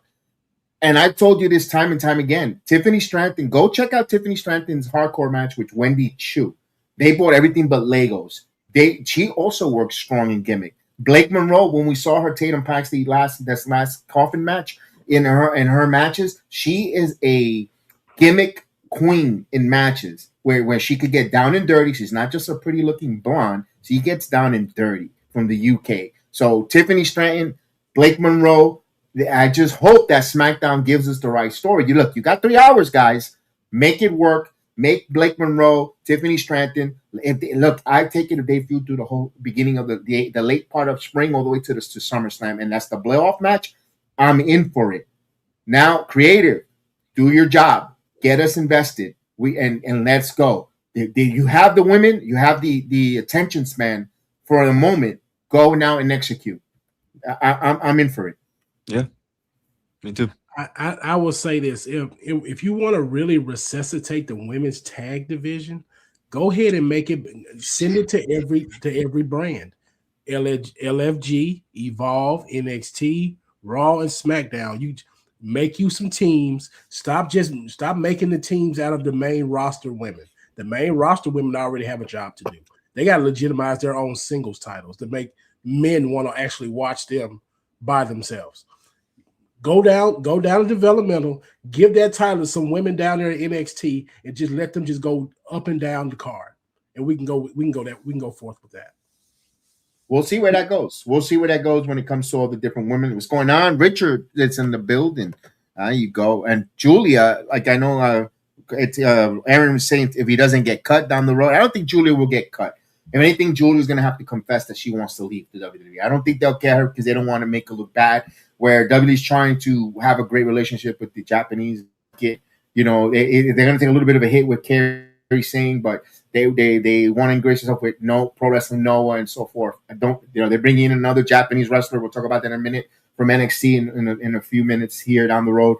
I want to end this here with SmackDown with Jacob Fatu versus Solo Sikoa. Jacob Fatu had the Usos come out. Now, are they watching his back? But I like with Jey Uso. I know how it is to stare in Roman Reigns and going toe-to-toe. Kind of like, I'm going to coach you to beat Roman. I'm going to tell you what you need to take. Roman is not trying to duck Jacob Fatu. He's just telling him, are you sure you want this match? Because regardless if you beat me, are you ready to pick on the responsibility and shoulder the weight of the responsibility of beating me and being a champion? Or you just got to acknowledge me and I can still make you eat and still get you under my wing. Did you perceive that, Haas? Yes, I did. He's really is the master manipulator in Roman Reigns. Even though he's a baby face right now, you could say he's a tween or whatever you want to call him. I still think he's the head of the table. I think that's heel Roman Reigns, I believe, but they don't want to embrace that just yet because they want to sell OTC1 shirts. But yes, he's really trying to get into Jacob's head, which he's been really effective with this because he has the Usos doing this. And With Jacob Fatu, I think he's going to end up losing at Backlash, which a lot of people probably do. And he's going to fall in line. And they're letting you know they're about to expand this Samoan lore even more because the MFTs are going to fall in line too. It's going to be slowly but surely. He's going to have a bloodline that's going to probably be about 10 deep going into SummerSlam. And whoever he goes against at SummerSlam, they're going to have an army to go through. So if you want to see a reimagination of WrestleMania 40 with Cody and Roman, you're going to probably see it. So Gunther, Obafemi, whoever they're going to have in that spot, it's going to be hell for him. But yeah, Jacob Fatu he's going to fall in line. That's the way it's going. Yeah, Chris, seeing that Roman Reigns and adding a little more to the question there, the Samoans, a ruler needs to go through a whole dynasty. Interesting. No, I love it. I think I actually didn't expect Jacob to be Roman's first challenger. I know there was a lot of online chatter like, is it going to be Obafemi? This and that. I'm happy it wasn't Oba right away because, again, this is a good way to build, like Haas said, whoever's going to take the title away from Roman Reigns. But I love this in the simple fact, again, a lot of people enjoyed the bloodline. I enjoyed the bloodline. When Roman Reigns wants his cousins to go out there in that ring with him, it felt like we were in the cool days, not that long ago, at least for me. But for Jacob to come out there, you saw Jimmy or the Usos and Roman, like, what's little cousin doing out here? Like, he's not involved with this. Like, I love it. I love it. And you even hear Roman say, all right, little cousin. Now, this is the first time because I've been watching Jacob Fatu for a long time, even before WWE. This is the first time I've ever seen Jacob Fatu intimidated. This is the first time where somebody is a legit threat to Jacob Fatu. You can, yes, Drew McIntyre, Cody, all these people, but the reality is Jacob's not afraid of those guys. He's been through it all in real life, right? But even the character, you can see it because this is Roman Reigns, not just the tribal chief, not just his big cousin, the biggest star in the company. And honestly, him being his cousin adds on to even why Jacob's scared because he knows big cuz. This is great. And this is going to hurt Jacob. He's already becoming a little more mainstream. You see him on Breakfast Club. You see him on Complex. A lot of fans are showing up more and more to his meet and greets. This is going to elevate that guy. This is what Roman means by elevating his family. This is the price. This is the price of business for Roman Reigns. Roman Reigns say, "You want me to put people over? All right, I'll do it. I got to put my family over first." And that is just the true nature of real life. And people are going to scream nepotism and what have you. This is the Samoan dynasty. Why wouldn't he try to get up his cousin before he goes to put over a Gunther maybe, or an Obafemi, or Javon Evans, or whoever you put up there? He like, hey, I'm here to do business. You pay me good enough, but guess what? My family gonna eat first, and that's just a true fact. And Jacob is scared. You can see it in his eyes in his promo because he knows can't nobody else put me over in this company like my cousin. Drew McIntyre can't do it. Cody Rhodes can't do it. Randy Orton can't do it. And they're great in their own right. And this is no disrespect to them. But Roman Reigns is the only guy right now that can legitimize putting people over. And people be like, damn, is that who they get? Is he really him? People gonna really think about that in the wrestling circles. And that's what Jacob, when he came out there and said, I want the new house. I want to feed my family, put my kids in the new schools. He sees it every day with his own family. He see what Jey Uso's doing. He see what Jimmy doing. Jimmy got a new baby that just came out here just a few weeks ago, and they have no worries. Roman got about 8 kids himself. He ain't got no worries. Solo, plenty of kids, no worries. Jacob knows what it is. He like, Roman Reigns is the only guy that can do that. He's blessed that is his family that can do it for him. Absolutely. Jay's got a new Parker.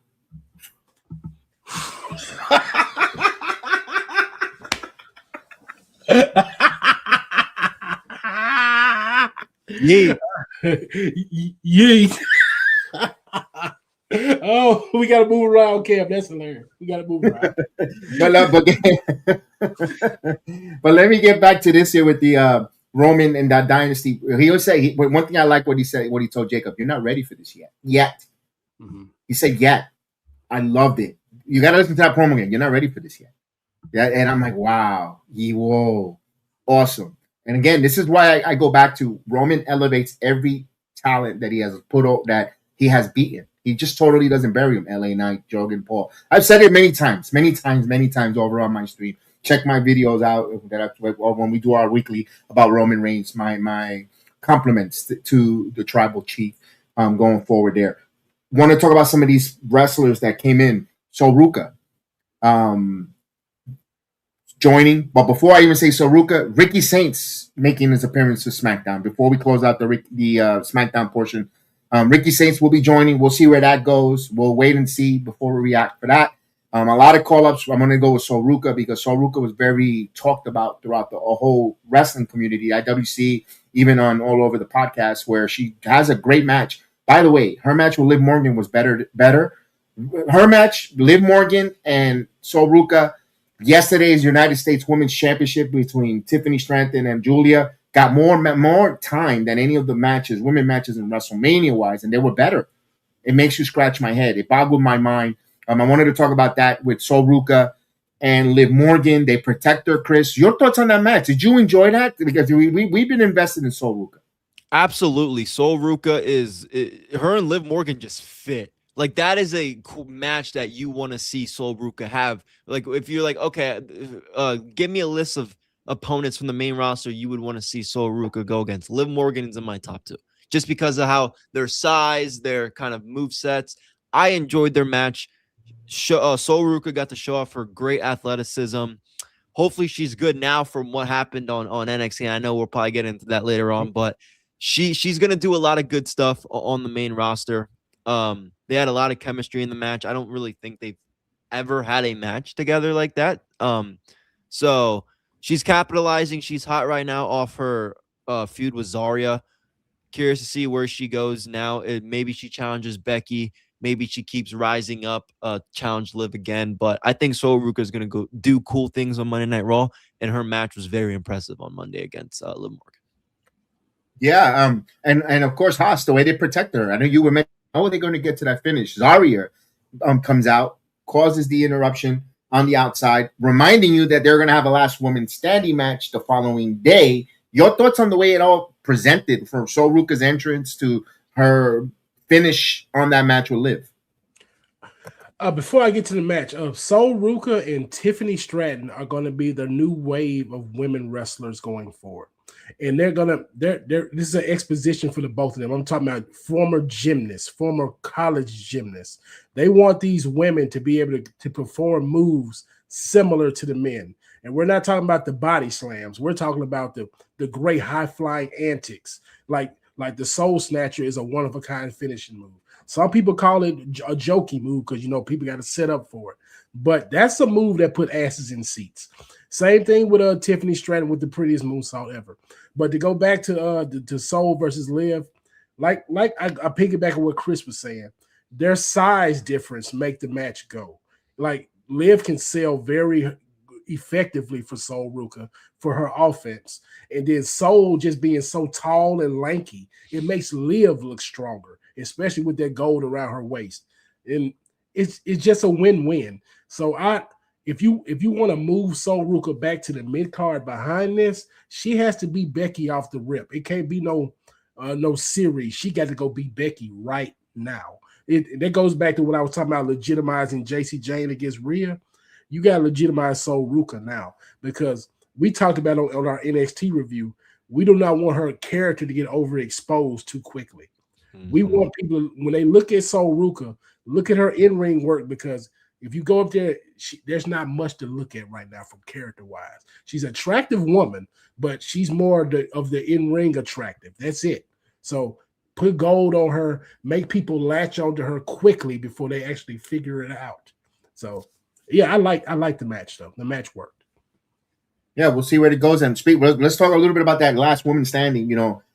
This is the only thing that I had a little bit like I complain I always have in NXT, the main event, the starting time of the main event, where you know that's a hard out with the CW. I know we sound like a broken record each and every time we have a main event segment when it comes to NXT. But what a way to say goodbye. I know people would complain about that, the Nestle plunge from the balcony from NXT down, and with the two tables, she hit her head. She got staples in her head, cut open.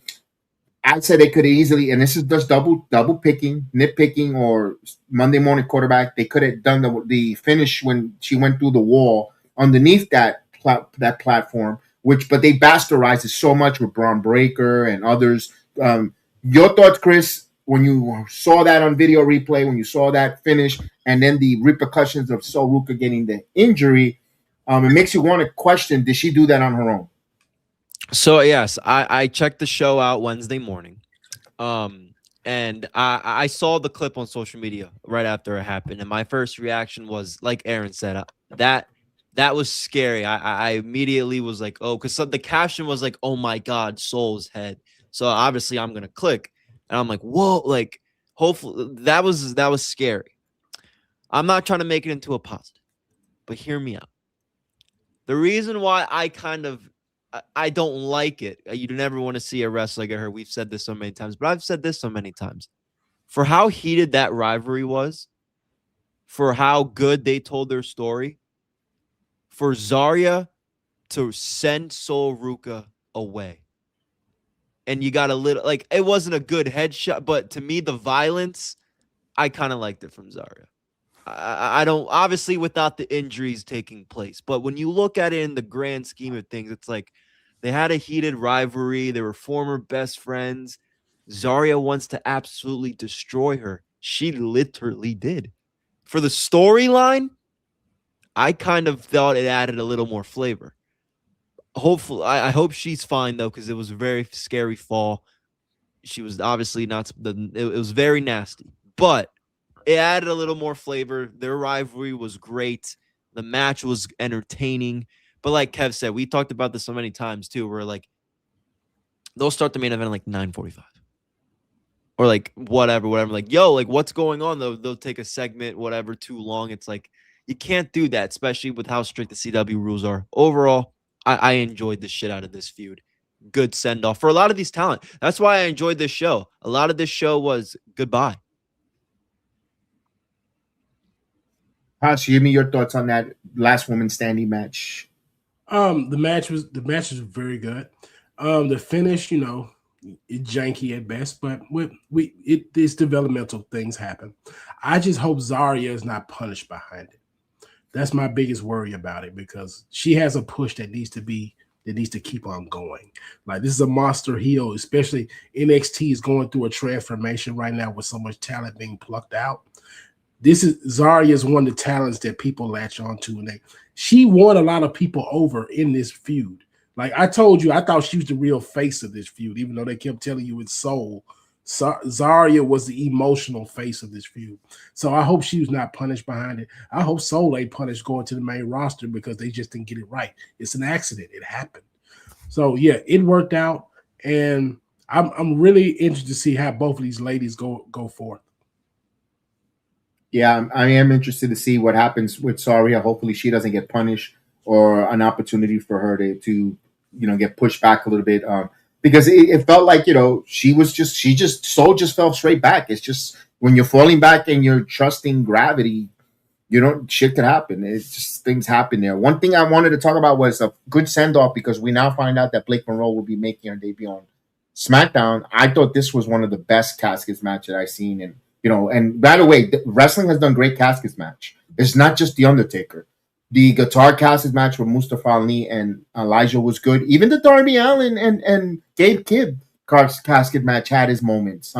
All in all, but I thought the women killed it.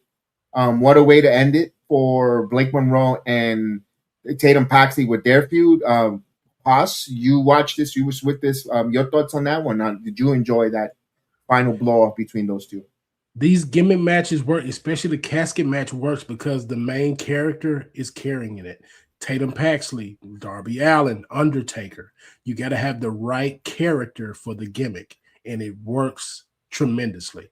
And you got the supporting actor in Blake Monroe who comes right with the same heat. This match was perfect. I love this pairing together.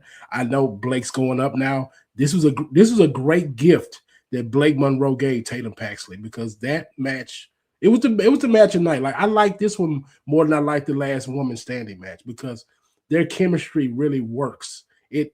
They know how to dive into the character work, and the in-ring doesn't suffer behind it. Pretty good. And yeah, like I say, it was just a perfect theater to go with it. So yeah, I have no problem with that match at all. No problems. No, and then Chris, you've been privileged with you watched the casket match. Your thoughts on the casket match with the women? No, the casket match was it was a lot of fun. I mean, dude, when Tatum's been having some great matches. What was it, that steel cage match she had against Izzy? Like, she's had some great matches over the past few months. Like, she's doing her thing. She's had some great feuds, not just matches, great storylines and feuds, especially with Izzy. So I thought this match was a lot of fun. Again, this is a great send-off for Blake Monroe. If we do see Tatum in the future I would like to see this match, again. I enjoyed it. This was fun. I knew this was going to be not new, but kind of had an idea this could be Blake's last match. And this was just fun. Like, like Hall said, it's developmental. I know during the 2025, maybe I looked for a little bit of, the nitpicking, because they were partnered with TNA, the storyline, we're going with TNA, all this, we're invested into it. So overall, though, I don't take any of it too serious. And this was fun. They did their thing, and the crowd was hot in that PC. And, as much as I give them shit sometimes, they add a lot into these matches and these stories. So it was good. It was really good. No, they did. They did bring along, because we said goodbye to Ethan Page, now part of the WWE RAW brand, and making his intentions known in the Intercontinental title scene. Good job there with him and Javon Evans getting that match on Monday Night Raw. But I thought the MVP of that whole segment from the Intercontinental title segment was Rusev. I'm like, how they're going to protect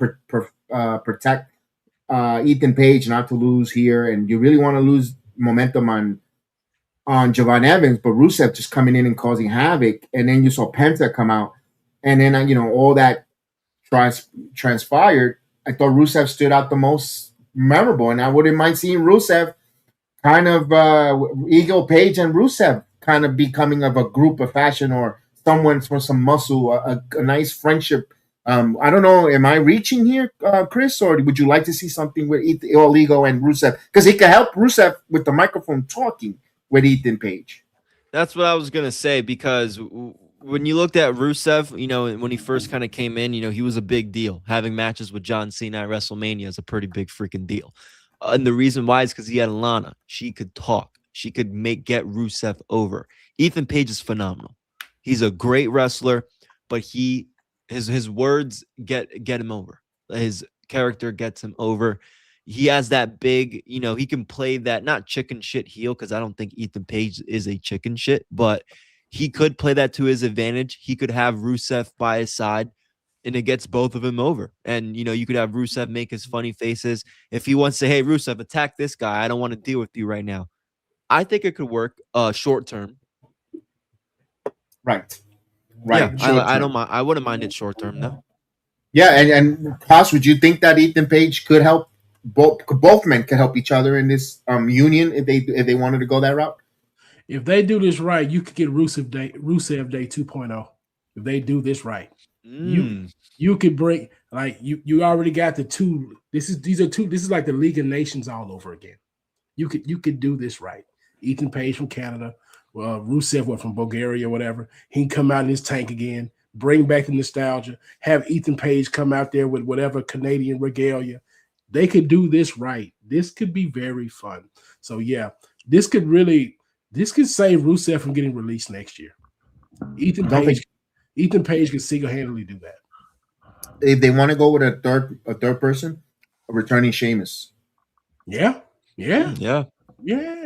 They could do that. They could do that as well. And they're like, oh, damn. Get them over. And then if you want to do Rusev and Sheamus as tag team, you could do it to help a tag team. Because I know we're not in favor of getting two singles and making them a tag team. And I don't want to see that with Ethan Page. I don't want him being stuck in the vortex of tag teams. And I don't want them going in the Grayson Waller gimmick. Grayson Waller, I don't want that either for Ethan Page. That's what we were talking about yesterday. We don't want that for Ego. We want Ego to elevate to mid card and then hopefully main eventing in the main event, even if he doesn't come up overall, not the face of the company, but he's that kind of heel on the microphone. Even if he loses, he still knows how to generate that heat that you want. You will pay a ticket for somebody to kick his ass. And that's what all Ego Ethan Page does in these days, in this modern wrestling right now. And I like it for him. Hopefully, he's going to have success in the main roster going forward for Field of Future and beyond for the WWE here. Again, NXT Revenge was good. Monday Night Raw. Am I missing anything out from Monday Night Raw that I was missing?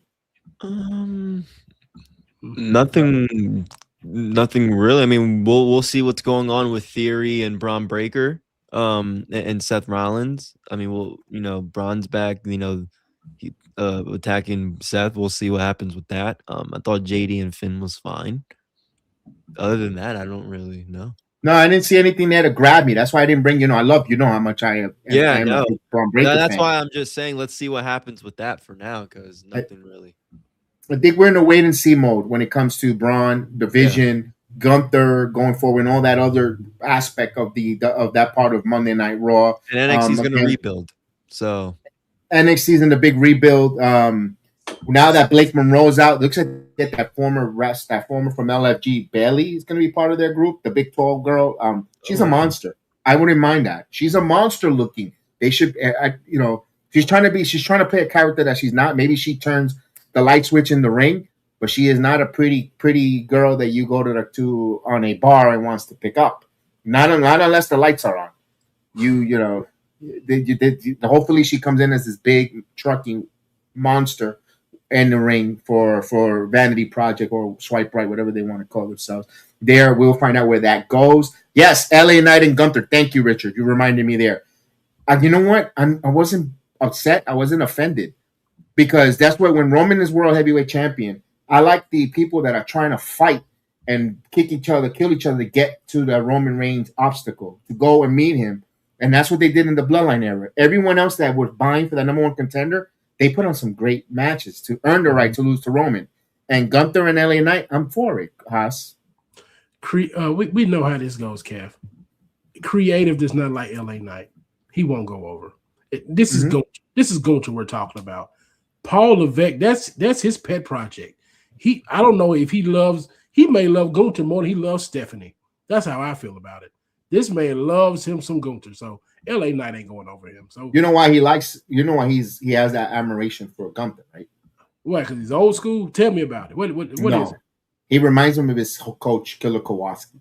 Check out Killer Kowalski. Has a lot of eerie similarities with the way Gunther works, his style, from his mentor's coach. He's also Frankie Kazarian's Eddie Edwards. They come from the Killer Kowalski school up north.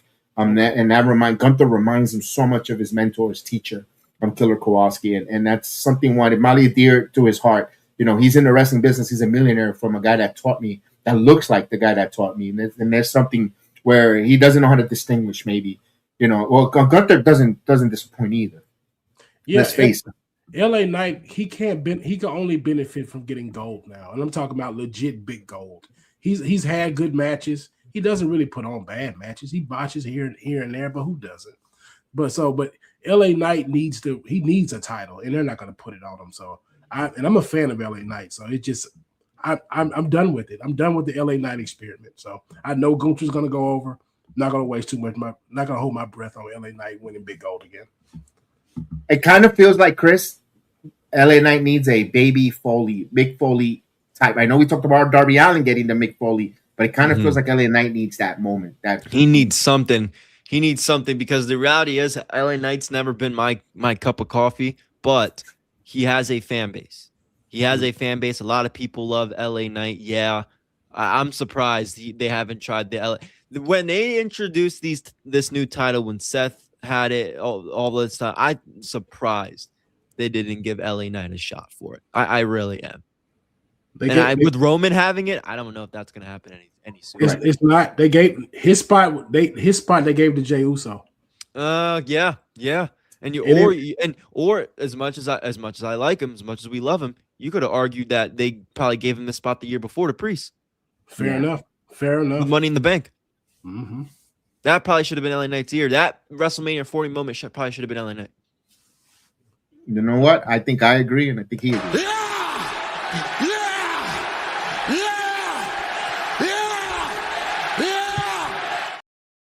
I just love when he does that now because, like, I liked him and Steiner, Drake and Steiner in TNA, and man, nobody really cared about the yeah. So I like that how over that is now. Him and Steiner were great in TNA. Yes, indeed. And speaking about TNA, they had match of the year quality, man. They had match of the year quality. But you know what that match did for me? That was an awesome one. There was a particular match that left me with a mark. It said, this is going to leave me a mark. The sacrifice Big is leg. Oh, son of a! That's gonna leave a mark. Oh, man, he bounced off. snapping that table and enjoying That was a nasty landing for all involved. No, they're going to start the replay. Yes, they are. Son of a! That's gonna leave a mark. Showing that replay was just criminal. Showing that replay was criminal. That production said, you know what? Let's show the people what they missed. That left a mark on TNA impacted me. Ugh. It brought us so much joy. It brought us so much laughter. Look, we love you, Jeff Hardy.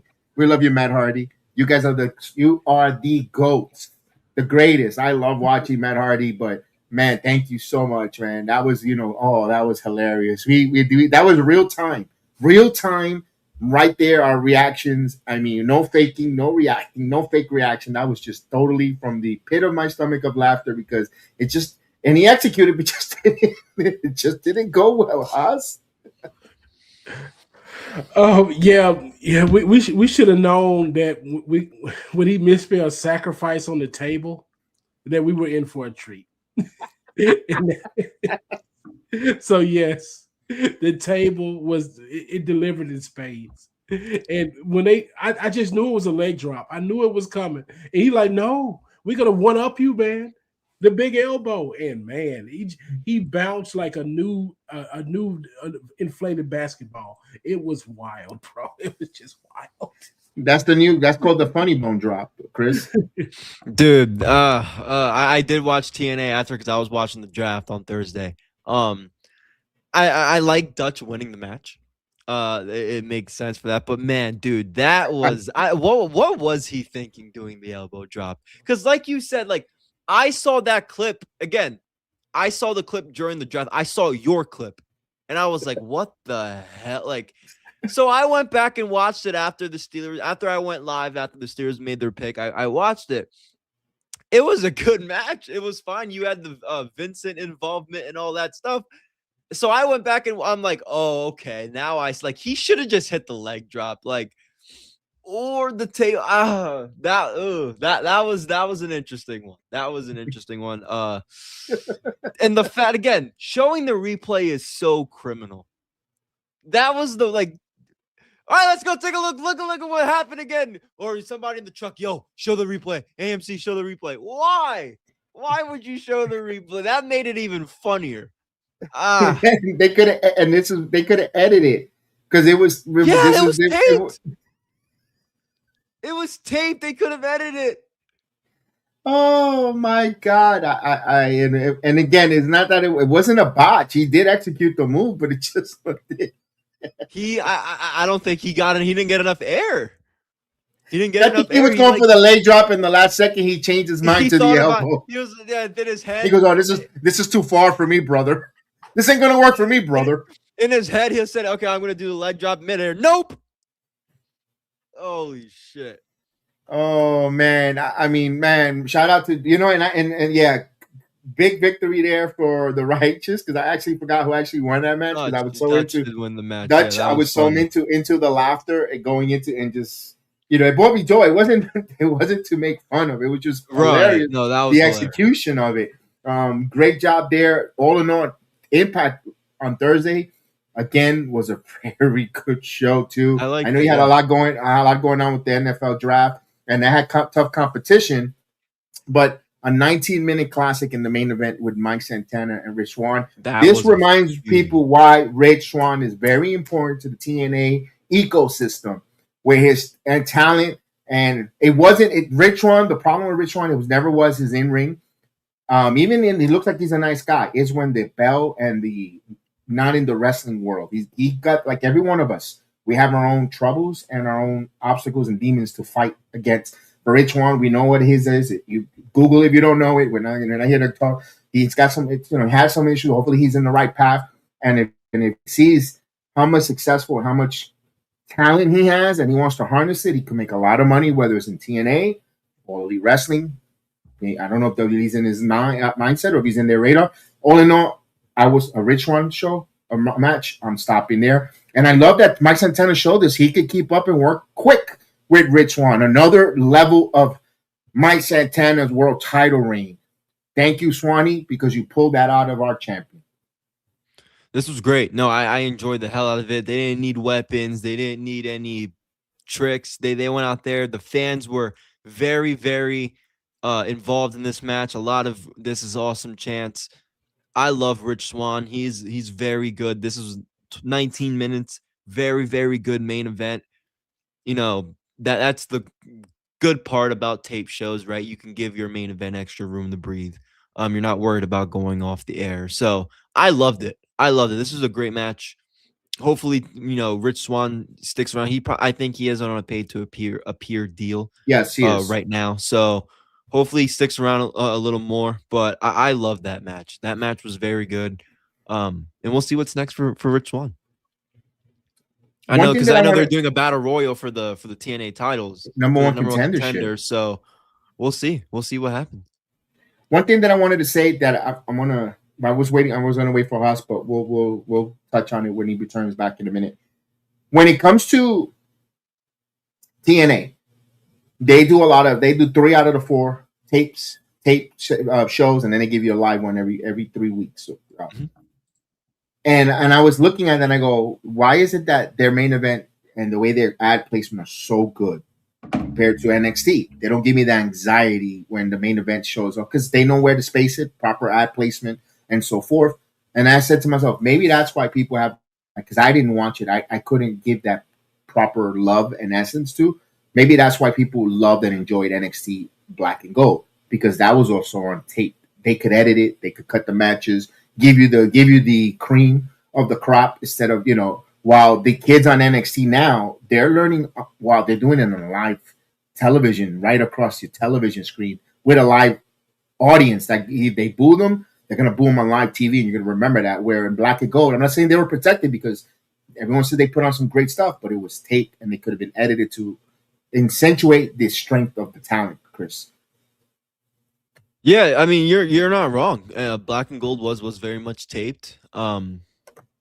They put out some really good stuff. I agree. The show flows a little bit more. I think a lot of the talent in NXT now, it's like, again, like that's basically a good way to put it, Richard. Thank you for typing that comment. TNA learned from the first AMC episode. I feel like I think they're using these tapings as, I wouldn't be surprised if it's like they have a timekeeper, right? So it's like, okay, let's make this show like we're a live show. If something happens, great. We can adjust it, but in a few weeks we are going live. They still do live pay-per-views. They need to practice that. And I think what Richard said in the chat is pretty accurate. They're trying, I don't know if they fully, but they are trying to learn from that first AMC mistake. We'll see the next week or the week before. I believe they're live. Not too long. They're live again. I would have to double check that, but I'm expecting it to go pretty well. Just make sure your main event finishes. Make sure you give your main event enough time, like you gave this 19 minutes. If they want to do some filler after the match shenanigans, they could do that. But I think they are learning from their first episode on AMC, and they're using these tapings. Again, I wouldn't be surprised. They're doing these tapings as a live show to get adjusted to it. They do, because you have Matthew and Hannafin both do commentary, and they go to them while they're taping to do commentary like it's a live broadcast at the moment. So they make you feel like they're coming live. If I were to put a casual and not tell them about the schedule, and I bro them and I tell them, hey, they're coming to visit me in my house, and I have TNA Thursday Night Impact on, they're gonna, and I won't tell them it's recorded. I think they could believe that it's live because the way they go into Tom Hannafin and Matthew Renwald, they go right to them and they go along with it, and they make it feel that it's live in living color at the moment. So, Haas, we were talking about this with the TNA with the way they having success when they do a lot of tape shows and the way proper editing, the proper segments. It kind of felt, I was comparing it to the NXT Go. They were very successful because they also were taped. Where the NXT kids now are doing it live each and every week, and they're growing. They're doing it growing pains on live television in front of a live television audience that's in the arena, and they don't have time for editing and stopping, or we could pipe in boos or cheers if a promo segment didn't work well. And I kind of you could see the difference, Haas, between both brands. With TNA, it goes real seamlessly. Like you won't even know. Like the show, there's no drop off. So the content is quality is the same. The wrestling, like I say, there's no drop off in it. So TNA, they really improved in their production as they've gone along. So yeah, I agree with you. Like the casuals, they wouldn't know the difference between live or taped. They wouldn't. Yeah, and I said that same thing. If I have someone that I just have them visiting my house and I happen to put Impact, they'll think it's live. Just by the way they do a great job from Matthew and Tom Hannafin, the broadcast team, are making it feel like they're live. And sometimes when certain news happens, I like that they interject them as commentary about keeping up to date of something that will happen in NXT if a title change, and they explain it and bring it up. I love the fact that's there. I love how they're doing that. And for TNA, now we got some great storylines. Nemeth, Ryan and Nick Nemeth, a little bit of jealousy with Casey Navarro's return from Ryan Nemeth. We could see that playing off. I could see Ryan Nemeth costing Nick Nemeth his call your shot gauntlet because he's a little jealous. You're putting, I'm your little brother, not Casey Navarro. Why are you protecting him? They're throwing those little breadcrumb seeds out there for them, which I'm invested. I want to see that. You're getting your girl next week. Right, by the way, two Thursdays from now they'll be live. Not this Thursday, the following one in Sacramento. Sacramento, they'll be live from Sacramento, California. There, hopefully Canary. I think she might be there. I'll ask her on that there. And me, I liked it because they're throwing you different storylines and different. We're going to see who's Mike Santana's number one contender. Wouldn't be surprised if Steve Macklin wins that battle royal, comes back medically cleared and wins it. Who knows? But I like that they're keeping us invested, even with the tag teams. The Xia Li turning on Li Ying Li. Chris, who's been talking about that? Nobody, because they were doing their meet and greets together at WrestleCon. But then who suggested that? Come on. Who suggested that Xia Brookside should turn on Ying Ying Li? Probably some I don't know, man. Wow, that tells me you don't listen to me. Wow, man. Wow, I don't know if I feel like Cody Rhodes getting hit in my balls. Dude, You know what, Chris? Xia. Delete!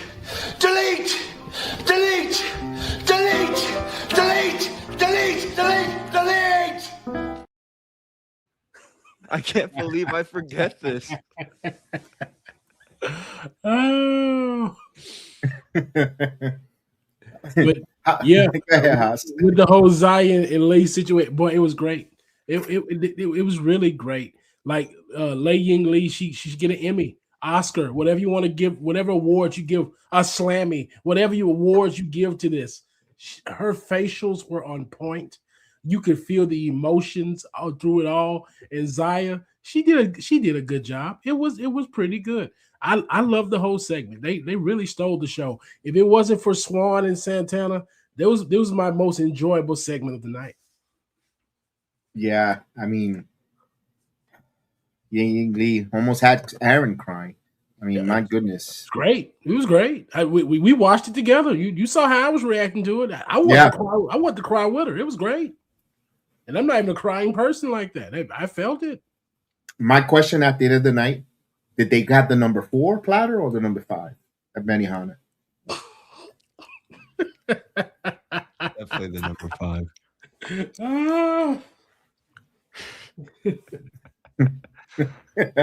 But all in all, this was a good one. Now it leads me we're going to go to Wednesday night. The real emotion, yeah, that's what you want. You want to get grabbed into emotion. If they could Kev, real quick if they could do what they're doing, they like Zarya and Sol Ruka did, I'll be on board.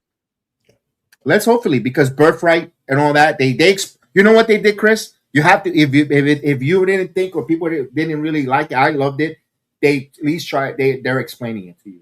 Right. They took the time and they explained why she did what she did and how Isaiah Ling Yi feels on the receiving end on why Xia Brookside put the foot on the rope. Now it's up to you if it hits for you or not. If it hits your emotional, which I think it looks like it's a 70-30 on the feeling of the emotion from Xia Brookside, that's what you want.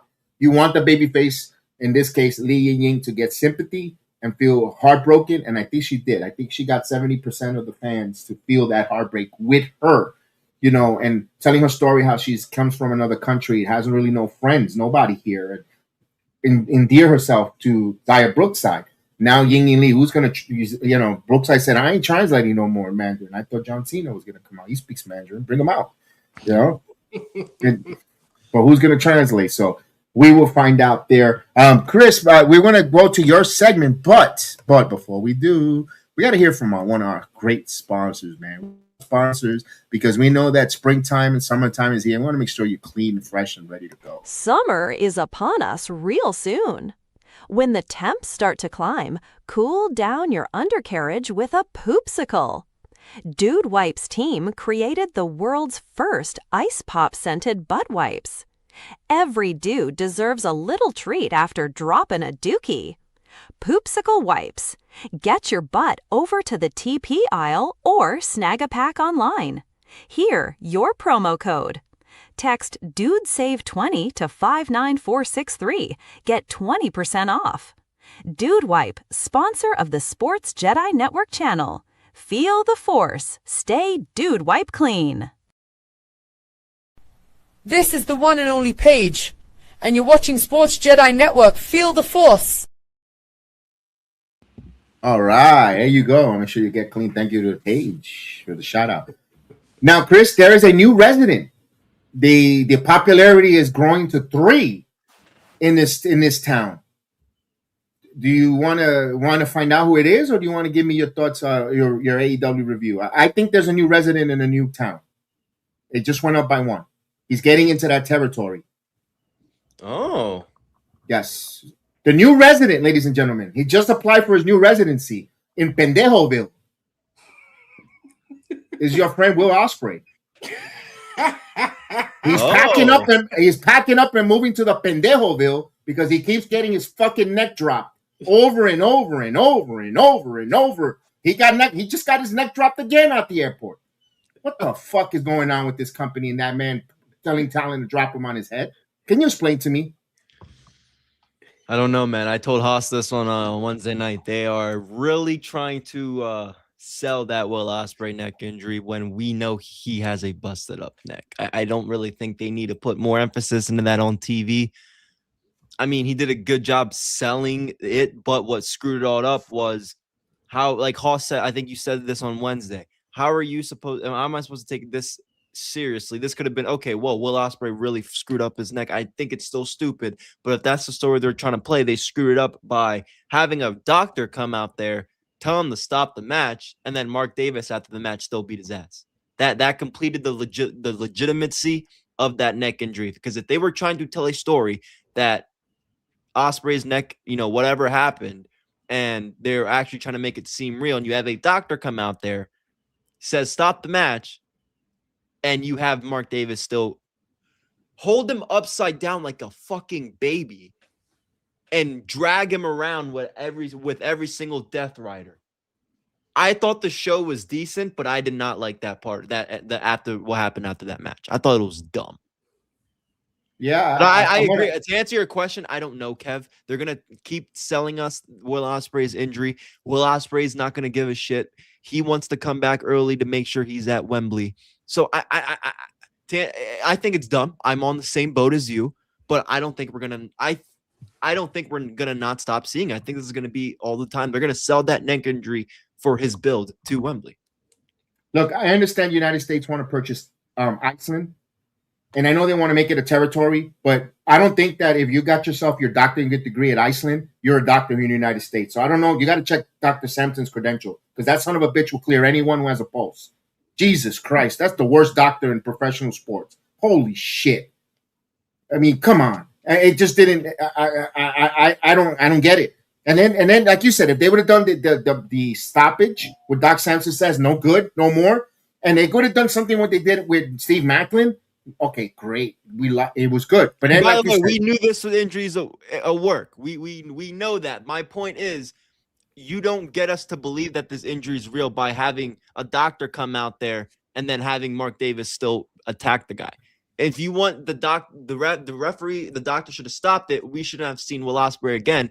We know it's a work, but at least people on TV believe that Ospreay's neck is still screwed, and they didn't do that. That's my problem with it. I agree with you because you're not going to show the magic trick and then say, oh, come here, this is how we did it. You know, this is the trap door. Haas, I mean, come get in here, man. I'm going to tag you because I don't get this. Okay, let's look at the imagery at the end of this match. Okay, like Chris just said, Will Ospreay was upside down, getting ready for another to be power driven again by Mark Davis. The Death Riders come in like the angels of death. They come in, they pick up the corpse of Will Ospreay, and they escort him out of the arena. We don't know what's going on. So, me as a viewer, I think Will Ospreay has left this plane. He's clearly in the astral plane right now because he couldn't even he gets carried out by the angels of death. And they're heels. Where are they taking Will Ospreay? They're not angels. These are demons. They're the Death Riders.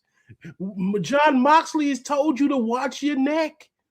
So this the same guy who's been pile driven 5 to 7 times. He gets escorted out, not on a gurney, not by doctors. He gets escorted out by more villains, and they abduct him. And then his wife, his future fiance, she has nothing to say after this. Will, oh my darling Will, where are you? No, we're talking about Tekla with Persephone. The imagery is wild. I'm worried about Will Ospreay's well-being. What are we doing here? Like, really, what are we doing? I can't get past it, Kev. We're gonna drop him on his head. It's just weird to me. Now, if you really want to sell this, they probably won't do it because they want him on TV every week. I would have Will Ospreay in vignettes with being escorted wherever the Death Riders take him, whatever level of hell they're taking him. He wouldn't be wrestling for me for another 2 or 3 weeks. We got to sell this neck injury. Make me feel it then. If he's power driven so many times and we put over Mark Davis with doctor injuries, let me feel it then. Let it breathe. If you really want to sell this, if you want to tell me that bruv really sells, have him off TV for a couple weeks. Let's go with that. Bro, when you have a neck injury, and this is why I go back to the damn stupid doctor, or Mr. Sampson. I ain't even going to call you Dr. Sampson because you ain't no fucking doctor. Dr. Death, bro, Dr. Kevorkian. He should be the new he should be. I heard he's going to change his wrestling to a wrestling. He'll be the Vicious Vulture. Because Jesus Christ, you got to stabilize the neck. If you would have gotten a gurney and you're going to let unprofessional wrestlers come, unprofessional. When I mean unprofessional, I mean unprofessional in the medical field.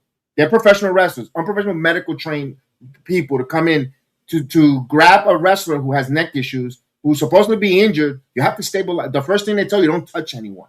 You got to make sure you get stable. You don't know what's the extent of the injury. You got to make sure you stabilize the neck. They didn't do it. They checked the box out. That's out of the picture. If they would have done, guy in the medics, stabilize Will Ospreay's neck, bring him towards the back. They're gonna load him up in the freaking ambulance. You could even have an Undertaker. Where to? Moxley with his stupidity. Where are we going? Or something along the line, something stupid. Then I'll be like, all right, then we know it. You know what? We were scared in the moment. We went on that roller coaster ride, and then you see Ospreay taken away by the Death Riders in an ambulance. Okay, now we get it. But when you went through all that stuff there, it just went bad. It went bad. It went bad down a fart in an elevator. Like it really overtook Mark Davis being put over. Like you made Dunkzilla look like this monster, and then it just spiraled into hijinks. And I'm just like, I don't think that's what Will Ospreay was trying to get over. I think he was trying to say, okay, this man really hurt me in this match. Then it just devolved into some jokey stuff. So I don't know where it's going. Hopefully Tony Khan gives us something that makes us make sense of it, unless Will Ospreay comes and wrestles another tough 20-minute match next week, which again doesn't make any sense. But yeah, I digress. We'll go with that. He needs a week off. Say he's still recovering. That's it. A 1 week off. Yes, really sell the injury. Like the sickos will be fine if Will Ospreay is not on Dynamite for a week or two. It will be just 1 week. Just 1 week. 1 week. I'm not telling you to take him off television. Give him 1 week while the moving van brings all his furniture into Pendejoville, and he can set himself up there. Pendejoville. Speaking of Pendejoville, the world champion Darby Allin had a really good match with San Also Ciampa. I liked it. This is what exactly Pat McAfee meant when he mentioned that promo: 5'5" guys going at it, nearly at a hard Iron Man match, and it delivered. I gotta say it. I liked it. Mm-hmm. I liked it. Yeah, it went around 20 minutes. It was a good TV main event. Ciampa had 2 good knee strikes to Darby. Darby found his way to kick out. Put your champion over. He'll fight Brody King, which, I mean, I don't know why Brody King is challenging for an AEW title after he lost that Grand Slam to MJF. But I think Darby's cold. So if this way of getting him hot is by beating guys that are bigger than him for some odd reason, okay, I don't mind it. But I thought this match was a good TV main event for Darby. I enjoyed the match. I know, and you got a good theory, Haas, on Darby Allin in his title run. Why he's taking on Brody King and who could possibly be a next opponent there. I wanted to hear your thoughts. I heard it on Wednesday, but I'm hearing with you. Oh yeah, man. This is Darby the Giant Slayer, baby. Just walk with me here. Tony Khan don't like the big men, so we're gonna spotlight some big men now. Man, we're gonna have him beat Brody King next week. Samoa Joe the week after that. Yep. Hell, we might even get the Hurt Syndicate back on Wednesdays and get Bobby Lashley. We're gonna up the ante on. He might even bring Wardlow back. We need the American. We're pushing American Gladiators, aren't we? Put 2 ice cold people together and get your beers ready. Let's go. So yeah, we're gonna have big man after big man after big man, and then we're gonna probably get MJF at Double or Nothing. That's where he drops it. But the thing about this Darby run, you're gonna remember it. The sickos are gonna remember it because they're gonna show you that Darby Allin is something to deal with. This man conquered Mount Everest, so he can conquer every big man in AEW. So that's what you're gonna see. He may win me over. I'm telling you, I enjoyed that match with Ciampa, even though Ciampa he patronized people by saying he met his wrestling soulmate. If I'm Johnny Gargano, I don't know what this means, but yeah, you're gonna tell me Darby Allin's your wrestling soulmate, whatever. But yeah, Darby is gonna be doing the wrestling god's work behind this. So I'm interested. The story may not go anywhere, but the matches are gonna hit, and I guess that's all AEW is about, right? It's about the matches, right? So yeah, I'm for it. Let's get going. And I love that the fact is that Samoa Joe probably will be a number 1 contender because he just won a hell of a match against Cody Chung.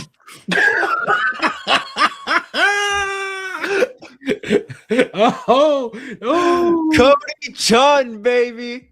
He's from Ching Chung Makahaya, China. Man. I thought he's from the call center in Portland. I thought when I watched back that our Wednesday show, what was his name? Cody Chung. Yeah, he's an associate at the Nike store in Portland.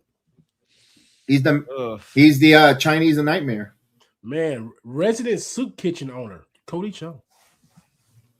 I mean, I love why you said that people are crying for TV time and Cody Chung. Yes, you know? I would be offended. I would be offended.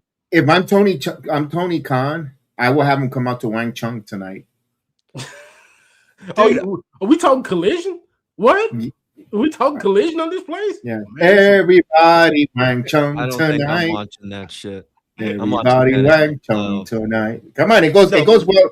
You got a remix. He could wrestle Jungle Boy or an 80s classic. My goodness. Wang Chung. I told you, don't get me started with Jungle Jack. I told you I might quit this promotion if he becomes champ.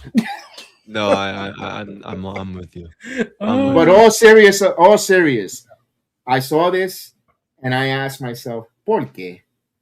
Why is Maxwell Jacob Freeman going after the TNT title from Kevin Knight? Because he took a picture with Trick Williams and Leon Slater. Tony Khan says, yeah, I got a little itch in my ass. I'm gonna put him against MJF. He's gonna punish him because MJF is winning that title. He's gonna punish Kevin Knight for taking the picture with the competition. If he does that, Tony Khan is more Vince McMahon than we think. Don't be surprised. I'm just gonna be dead serious because don't be surprised. I don't think that's gonna happen. I think we're gonna get some hijinks and a DQ finish. Right. What are we doing giving Max this side quest for a TNT title? Like, are we really gonna get MJF on Collision often for open challenges? No. Is that what we're doing? We doing that in Big 2026? Aquí viene la abogada. No, are we trying to boost the ratings for Collision? Is what we're doing it? No, I don't understand why they're doing this. I personally don't think it has anything to do with who he's hanging out with. I think I said this on Wednesday. I think there has to be some type of shenanigans because Kevin Knight just won the title. I think he should rock with it for a little more, but you cannot have MJF lose. They're in a bad situation that they did not need to put themselves in to begin with. Just they told this story, Haas and Kev, 3 weeks ago, where Kevin Knight lost the TNT title, where at the same night, Kevin Knight cost him, Hangman, and Speedball the trios titles. They told this story already. Why are we downgrading this literally in both ways? Because Kevin Knight's a champion, he should be a challenger, and they're doing this for their quote unquote secondary title. This just makes no sense. I hope that if MJF wins, I might have to start believing what you just said. But I hope that's not the reason. Because I'm gonna say it first. MJF is gonna be your TNT champion. Oh man, they're in Virginia because I'm glad Haas mentioned that. And Hangman's gonna beat MJF for that TNT title, and they're gonna have that match at all because your main event for All In is Will Ospreay versus Kenny Omega and maybe Darby Allin in the triple threat. Remember that.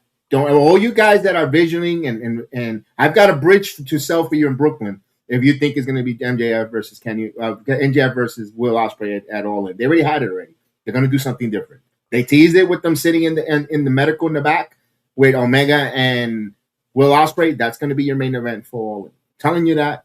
We're moving backwards, Kev. If that's the case, because I said this the other day on X. I said Dynamite is one great year of being booked away from overtaking SmackDown in the ratings. But you need a good booker. You don't have that.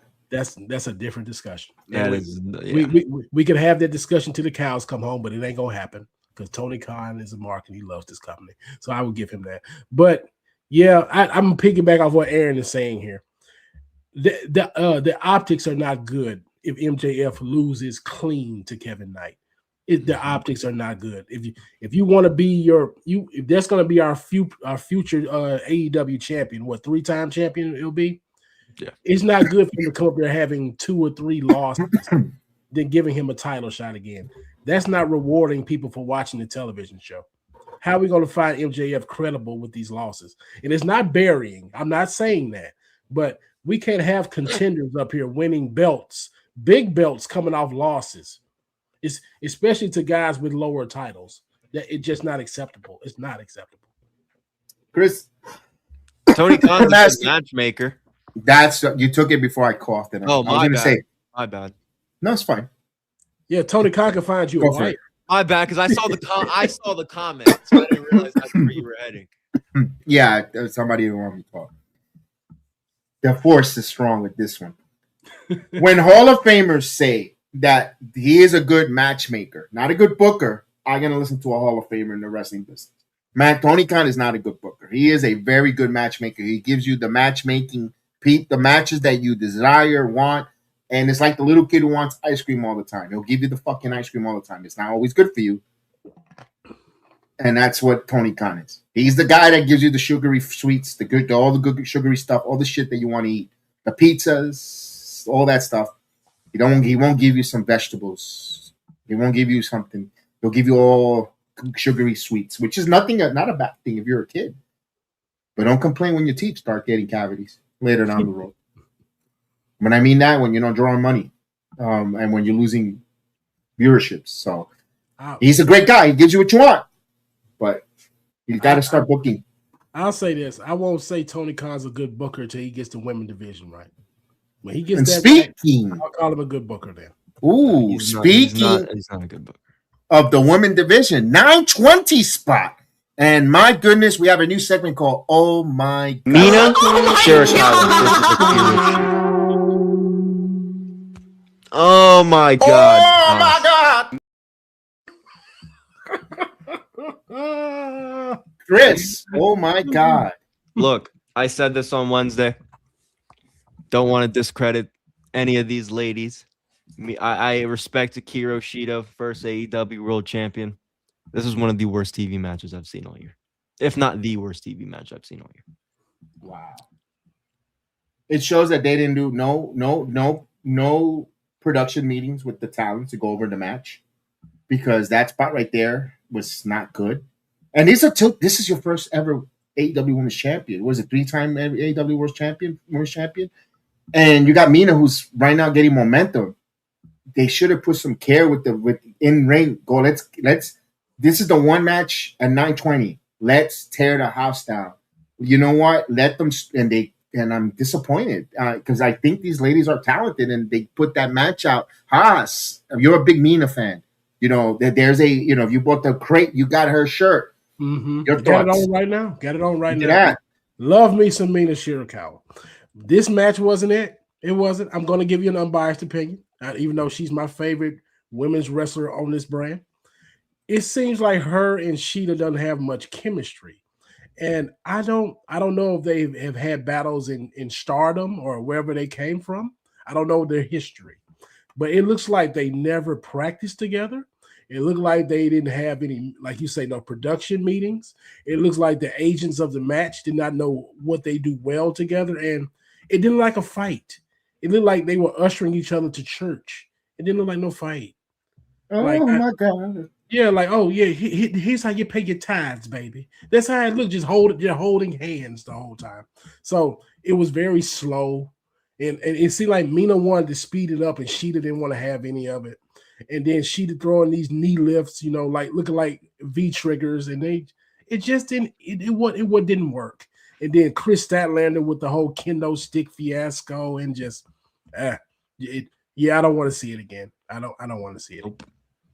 Like you could mix and match them with other people, but yeah, I don't want to see that again. I mean, I mean, hey, you sure love wrestling, man. God bless you, because that was a bad match. Yeah, I'm telling you, as a Mina fan, it made my girl not look too good. It wasn't a great light for her. And it's just, and I know they could put on, and again, I know they could probably put on a good match, but they just did not go through the walkthrough. I don't know if Tony Khan is enforcing the call time to be in the arenas, or what, and maybe this is the producer says, I'm just here just for a paycheck, because that's what it felt like. I hate to say it. It felt like, it's a match at 920. Go out there and wing it, do what you need to do. You got 10 minutes or whatever how long the match was. And they went, so, like you said, you could see the mismatch. One wanted to work fast, one wanted to slow it down. And those are the kind of quirks that you fix in the production meeting, in the walkthrough of the matches. and it just showed. It could, the direction of both these wrestlers confuse me. Because Mina, she's supposed to be finding out who hurt Tony Storm like this. And we're not getting any progression with that story.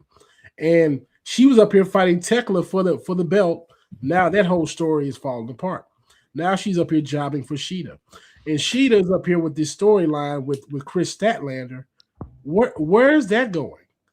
I was telling Chris on Wednesday, I think Tony Khan is booting up Sheeta to lose to Mercedes. They're gonna put the belt on Sheeta, and Mercedes is gonna she's gonna come back as this boss bitch. No, there's not gonna be no face change, nothing. You're just gonna get Mercedes come here, get the belt, and just take over the division. So I don't think Tekla has enough gravitas for Tony. Maybe for other people, but not for Tony Khan to just say, hey, if I'm gonna put the belt on Mercedes, Tekla's not big enough yet. Let me go to my first AEW women's champ who's won it multiple times and have her go over her. So I think that's where it's going for that. But for Mina Shirakawa, I don't know where her direction is going. And it kind of upsets me as a fan of her. Let me ask this here. Do you think the AEW sickos really want to cheer Mercedes? Because I don't think she's ever going to be a babyface in that company. I don't think whatever she does is going to be ingracious as a babyface. Never. Chris, am I out of touch there? Maybe the sickos of the sickos, but I'm not gonna view Mercedes ever as a babyface. I think in that company she works better as a heel. I don't know. To me, she's just a better heel. She's more interesting when people don't like her. I just don't know how the audience is going to receive Mercedes Moné if she comes back. As a babyface after winning all those titles, people saying she buried all these companies. I don't know, unless you were the sickos of sickos. I don't see how the casual AEW fans are going to like Mercedes as a baby. No, she's never. My point is, she's never going to be embraced as a babyface. Never, no matter. Never. Other than her to say "fuck the WWE" loud, like on a red carpet or something, I don't think she would ever get embraced as a babyface in that company house. Well, real quick. She also did say she wanted to use AEW as a stepstone to get back in the WWE. So the AEW fans don't like that already. Correct. She did say that. If she can't turn face after losing 13 belts and so-called putting over all these other companies, it'll never happen. So if the face turn don't happen here, like you say, it will never happen. For storyline purposes, it needs to be thought of. It needs a good try to be a face turn. Because truth be told, they're not going to lose ratings if she's a face. They're not going to turn it off. Oh, Mercedes is a good girl. Oh, I can't watch this. You're going to watch it. You're going to watch it because you're only getting one women's match every Dynamite. You might get multiple women's matches on Collision. Maybe. Not on Dynamite, though. It ain't going to happen here. So it's not a ratings booster. It's not a ratings killer. So it's really negligible, honestly. So I would give it an honest try to make her a face. But truth be told, with Mercedes as a real lady, I think her real demeanor fits the character that she plays. And that's, pardon my French, an insufferable bitch. So I guess she loves to play her. She's herself. She gets to play herself. So go with it. All right. We'll see where it goes when she returns and where the Tekla, who's going to step up. Statlander, it feels like she's lost. Like she's looking into the abyss. That look there at the end of that video is like, it's like, it's like, wow. Like it just, that feels, I never felt the division that looks lost in that women's division from the TNT title to the women's world title and then the tag team titles. I mean, they got it on great champions presentation wise, but okay, where's the story or where's the number one contendership? They're going to have High-End and Maya World beat them one day out of nowhere. And people are going to be like, okay, which they should be building them for us to care. They should have rolled the momentum from that pay-per-view from High-End and Maya World. They did that was, to me, one of my favorite matches there on that pre-show, but they didn't do anything to present it well going forward. One thing that I also wanted to find out, something that I found it weird and interesting, was the Jericho got some friends. He's hurting people now. He's going to hurt people with the views. They didn't work. Wait a minute. correct me if I'm wrong. Wasn't it a couple of months, about a couple years ago, where MVP showed up in the lobby of a hotel that wanted to fight Jericho, like real life. Now they're gonna work together. I guess business. Well, I mean, they learned from Buck and Bill Brooks, because I was like, okay, didn't they hate each other? I mean, they broke down the walls of Jericho. Yeah, I'll look at that as they learning to work together for business. It's good maturity. I'll look at it like that. We talked about this on Wednesday. It's like, why do I want to see these guys on Collision? I don't want to see any more Ricochet and Jericho. The purpose to me of Ricochet beating Jericho at Dynasty was to elevate, or at least try, right, to get Ricochet some type of push. They're repeating this with Jericho for ultimately Jericho to get over on Ricochet. Why? Yeah. It don't make any sense. And another thing to go to piggyback on that, these two acts, I'm talking about the Hurt Syndicate and Jericho, are Dynamite acts. These are not Collision acts. Like these are the faces of your company. Like, I'm not even going to use the term pillars, but when you turn on the TV on Wednesday, you want to see Chris Jericho and the Hurt Syndicate. But no, we had to turn it on Saturday when most people don't watch on Saturday. Maybe they want people watching on Saturdays. I don't know. Yeah, I mean, no disrespect to people who watch on Saturday. I do catch Collision from time to time, but it's not weekly. It's not appointment viewing for me. Appointment viewing for me is Dynamite. And for most AEW sickos, it is Dynamite. So you need to have those guys on Wednesdays. That's just a fact. Like, there's a lot of people that's not going to see the Demand versus Jericho and the Hurt Syndicate just because they're doing things on Saturday. It's just it. You're right. You're right. Yeah, no, I agree. They're advertising this show as Playoff Palooza or whatever, but it's like people are going to be watching the actual playoffs, whether it's the NBA or the NHL. Like, no one's watching this show. It's not even live. The card's not there for anyone to watch it. And again, the Ricochet and Jericho and the Man, it makes no sense. We haven't seen the Hurt. Last time we really saw the Hurt Syndicate, correct me if I'm wrong, he was doing shit with MJF. Yes. So it's like, yes. I can't, because I'll be honest, I don't remember really the last time we saw them. I think it was when they were doing shit with MJF. So why are we going with Jericho? Why are the sudden is Jericho's buddies the Hurt Syndicate? I don't know. I don't know, guys. I have no interest.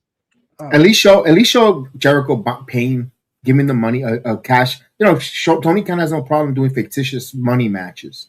Could we at least fictitiously have Jericho pay the Hurt Syndicate to take care of a Ricochet problem? Yeah. Could we at least? We're like, okay, all right. Now they're having that APA hired gun Hurt Business Syndicate. All right. I can see this. All right, it makes sense. If they win, they split $1 million. Simple. Here's a briefcase. I need you to take care of a problem. Don Callis had no problem doing that when MJF gave him money. They could have done it with Jericho. Repeat, certain things. It's okay to repeat certain things. All I see at the end of the day is Apollo Crew, when the time's up, beats up on Jericho and throws him out of the Hurt Syndicate. Move on. Yeah. And I want to piggyback off the comment Aaron said about women's wrestling here.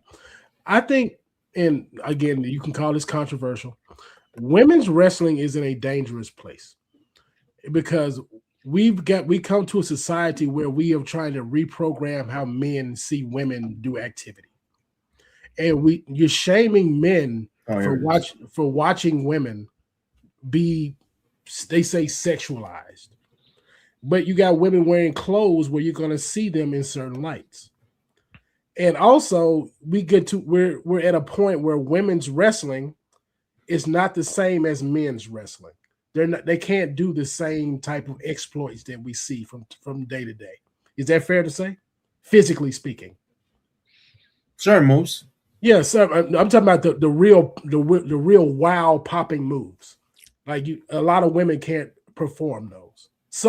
The very special cases can, but for the most part, they cannot. You're not going to see a woman do like how John Cena picks up the Big Show. I'm talking about Stuff like that. Okay, yeah. Yeah, that's what I'm talking about. Like the real popping moves. Of course, a woman could do a suplex, but yeah, we're talking about the stuff that actually moves you. So when we get to women, when we really talk about women's wrestling, we got to talk about do the men, which that's the core fan base of wrestling. Are they really impressed by the physical exploits of these women? Because we sit up here and argue and say, no, don't you look at those women that way. They wag the finger at them. Don't you look at them like that. Don't they're half naked, but don't you see them as objects? Don't you do that. Treat them as people. We are treating them as people. They're wearing half naked. They're half naked out here. And you could say the same thing about men being sexualized. The women like looking at Roman Reigns out here with no shirt on. They like looking at Cody Rhodes with no shirt on. So we gotta keep it consistent. So that's why women's wrestling is suffering right now. The viewership, and if you want to say I'm being hot about it, I'm just telling you the truth. The most of the men that's watching the product, they don't care to see women's wrestling the way that they want you to be programmed to watch it. Fair enough. I mean, I'd say people want to watch Mr. Elegance for the pickle dick. Wait a minute. Hold on. Before we address that, Aaron, come on now. There's no way in the world you think Zarya can pick up the Big Show. There's no way you believe in that, brother. There's no way you believe in that. But these women, listen to me. Women's Evolution was to me my favorite pay-per-view of 2020. Mm-hmm. Loved it. They kick ass. The women they need time to tell stories. If you're looking for a physical match to wrestle and have that match, it's not for in-ring, go out there and wow. They need to tell stories. Women need to tell stories, and when they do, boy, do they hit it out of the park. They are more entertaining than men. Yes. That's just me. Think about it, they got to embrace the feminine era. And I'm talking about stop trying to write for them like men. Stop. They're women for a reason. Write for them as what they are, as women. And I'm not talking about cat fights and bra and panties matches and all that. I mean, you can do that from time to time, but I'm not saying that exclusively. You have to realize that gooners watch this show too. It's not just the people who love work rate wrestling. You got to be able to cater to everybody who watches the show. And TNA, they do a great job, even with their limited, I think their women's division right now is a little limited, but they tell the whole they have a whole segment with Rosemary in the back going throughout the whole thread. So they're showing things. They're doing something different when it comes to the women in the storytelling, where even if they had just one match last Thursday, but they're you saw the Elegance brand. In the locker room, wanting, and of course you're gonna have Tessa. It's gonna have a 6-woman tag and all that. They do a good job reminding you about the ladies' knockouts, and TNA and NXT is carried by the women's division. Even Evolve is carried by the women's division. So in WWE, they don't have no problem closing the main event with the women's division, and so forth. So I don't know where Kyron. I know you have blinders, but let's call it, everyone else does the same thing. That whatism's got to stop a little bit from you, man. It gets a little bit kind of tiring week to week with the whataboutism. They've got, every company needs to be better in something different, and that's what makes each company their own world or their own brand. That's the way I see it, guys. Anything else on AEW? Front here wise? No, I got nothing else, man. We got no pay-per-views until Double or Nothing. No pay-per-views really for no build-up, for really nothing going on. So me and Hoss will be back Wednesday night for all AEW coverage. Make sure you guys check us out on Wednesday if you want the AEW. My lad, with a couple things here. Go ahead, Hoss. I wanted to talk about this. I think next Wednesday is going to be a big show for AEW. It's going to be a good one. I think so. It's going to really set the tone going into Double or Nothing. I know we're a few weeks away, but it's going to show about the direction of how the company's going. I think Wednesday's going to be a real big tone setter. I think so too, and I hope they do real well. But big news out there: Lucha Underground's being revived, but it's under the TKO umbrella, though. That's disappointing. The only thing that could come out of that good is it'll come on Netflix. Now, here's the thing, though. We don't know who's going to be in charge of booking, creative, and all that stuff there. We know Undertaker's part of the AAA. Could that be like another rivalry, or not a rivalry, like a Raw and SmackDown for Lucha Libre Wrestling, Chris? Or am I thinking something different? I don't have any hope like you. I'm like, it's confused. It's hard because to me, them and AAA always worked well together. I don't want this to be like a show under the AAA umbrella.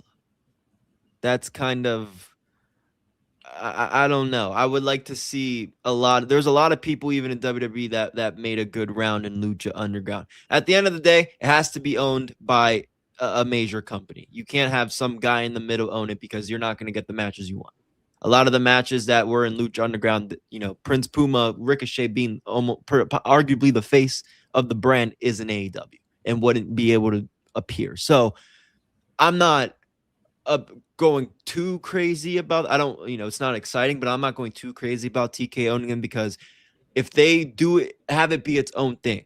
So, right, you could have, Chelsea Green back in there, Cardona, Penta, Ray Phoenix. You could have your, guys that we know that were in there, plus some new faces. Again, it is going to be questionable, right? Who's going to be owning it? Who's going to be doing it? Thank God Shane McMahon's no longer there, because we saw what happened with him in Raw Underground. I don't. So good thing Shane's not around, but I'm obviously gonna. I would be excited to check it out. I would give it my full. What's it called? Not one of those things where it hasn't happened yet, so I'm not gonna completely ignore it. If it happens, I'm obviously gonna take my. Give it a chance. Open mind. Mm-hmm. Open mind, exactly. But I'm just, from it's tough. It's tough. We would have to get those answers for us to really set a tone. Where's the excitement going? I think hopefully soon we figure that out, because they haven't posted anything on their social since 2016. So when that came up today, myself included, a lot of people were pretty excited from the initial. So we'll see. I didn't watch it, so I couldn't tell you the essence of it. I'm not excited about it at all. It's just because TKO owns it. TKO is already oversaturated with wrestling. We already just said that LFG is no longer legitimate because they just fired their first winner of the show. So same Evolve, you got Evolve, LFG, NXT, Raw, SmackDown, main event. They are oversaturated with wrestling. It's no way they're going to give any TLC to Lucha Underground. If it was somebody else, I would have been, okay, this might be interesting, but TKO can't do wrestling, the wrestling they already have, right? So it's no way I have any interest in the bandwidth to even watch Lucha Underground right now. That's fair. No, I sound like a downer, but that's just a fact. That's how I feel about it. No, you're right. Look, here's what I think about this. This to me feels like AAA Mexico, NXT Mexico, and Lucha Underground. To me, if they gonna find the NXT development for Lucha Libres from Mexico, from South America, Mexico, part of the world, where they could bring the WWID programmers to do work there, and then they'll move them on to Evolve, and then Evolve to NXT, kind of feeder system, minor leagues, super minor leagues.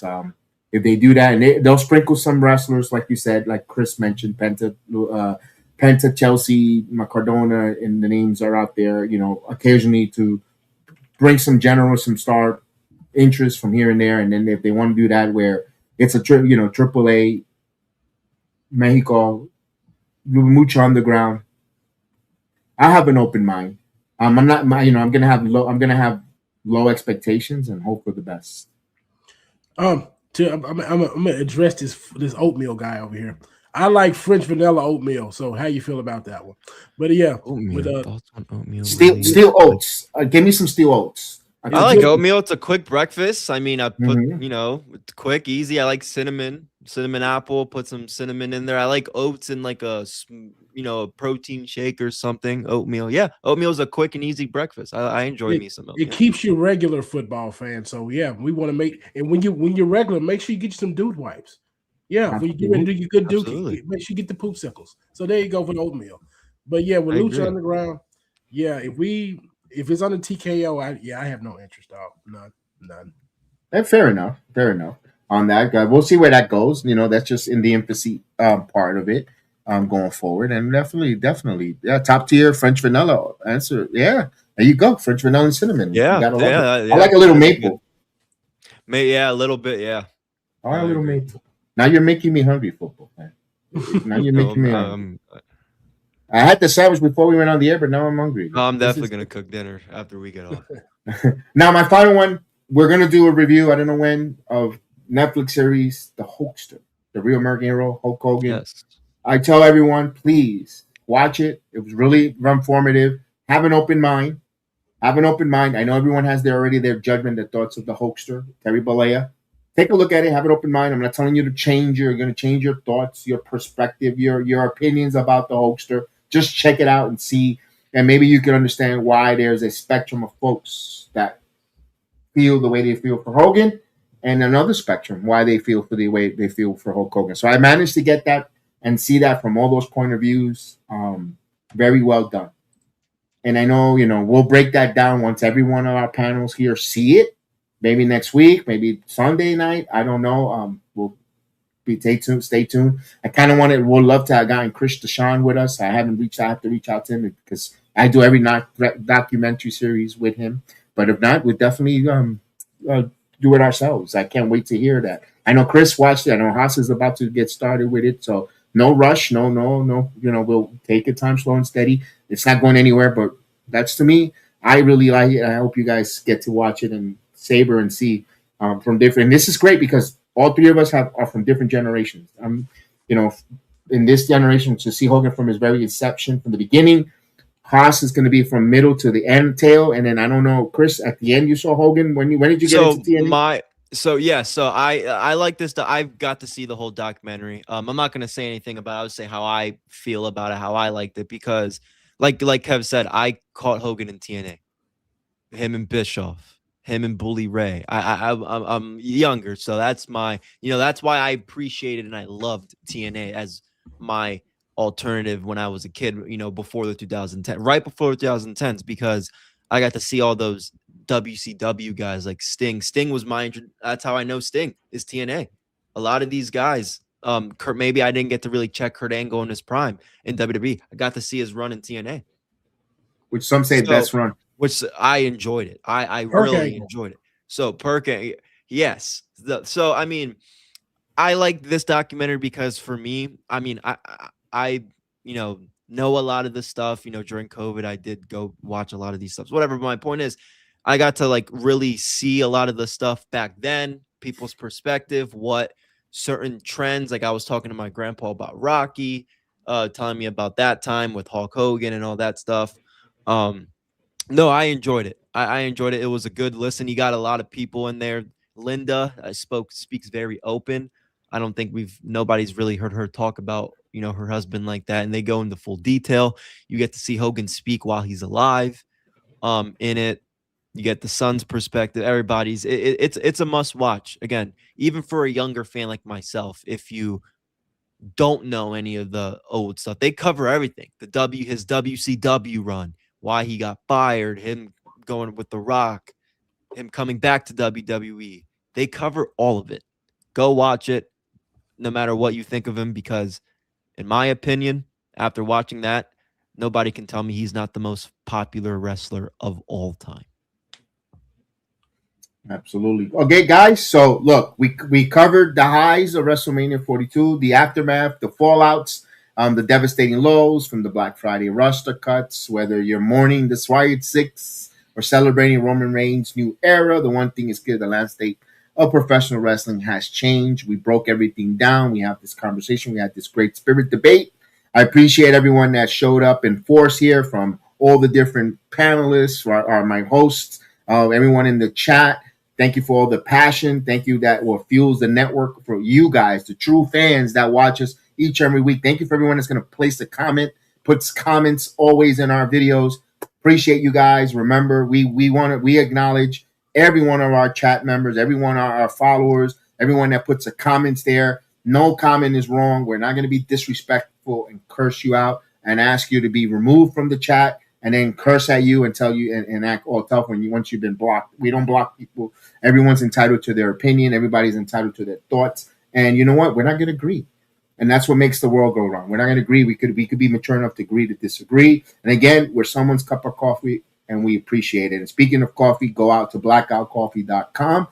And, of course, put in the promo code SportsJedi20 and save 20% off to our sponsor, Blackout Coffee, of course. And thank you for G Fuel Energy for your focus, for the breakdowns, and getting us ready. Thanks. Go out there to G Fuel Coffee, PGH Chris at checkout, save 20% off. And, of course, Dude White's keeping the galaxy fresh, clean. So remember, text Dude Save to 59463 for 20% off.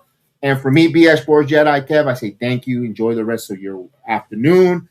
God bless you all. And, of course, Chris, Haas, follow, subscribe, share, and we'll see you next time, man. We out of here, man. This is Sports Jedi Network, the fan-powered, creator-driven home for wrestling, combat sports, and major New York sports talk. Hosted by BX Sports Jedi Kevin, your rapid-fire, high-energy commentator, alongside a crew of passionate young men and ladies bringing the heat every single show.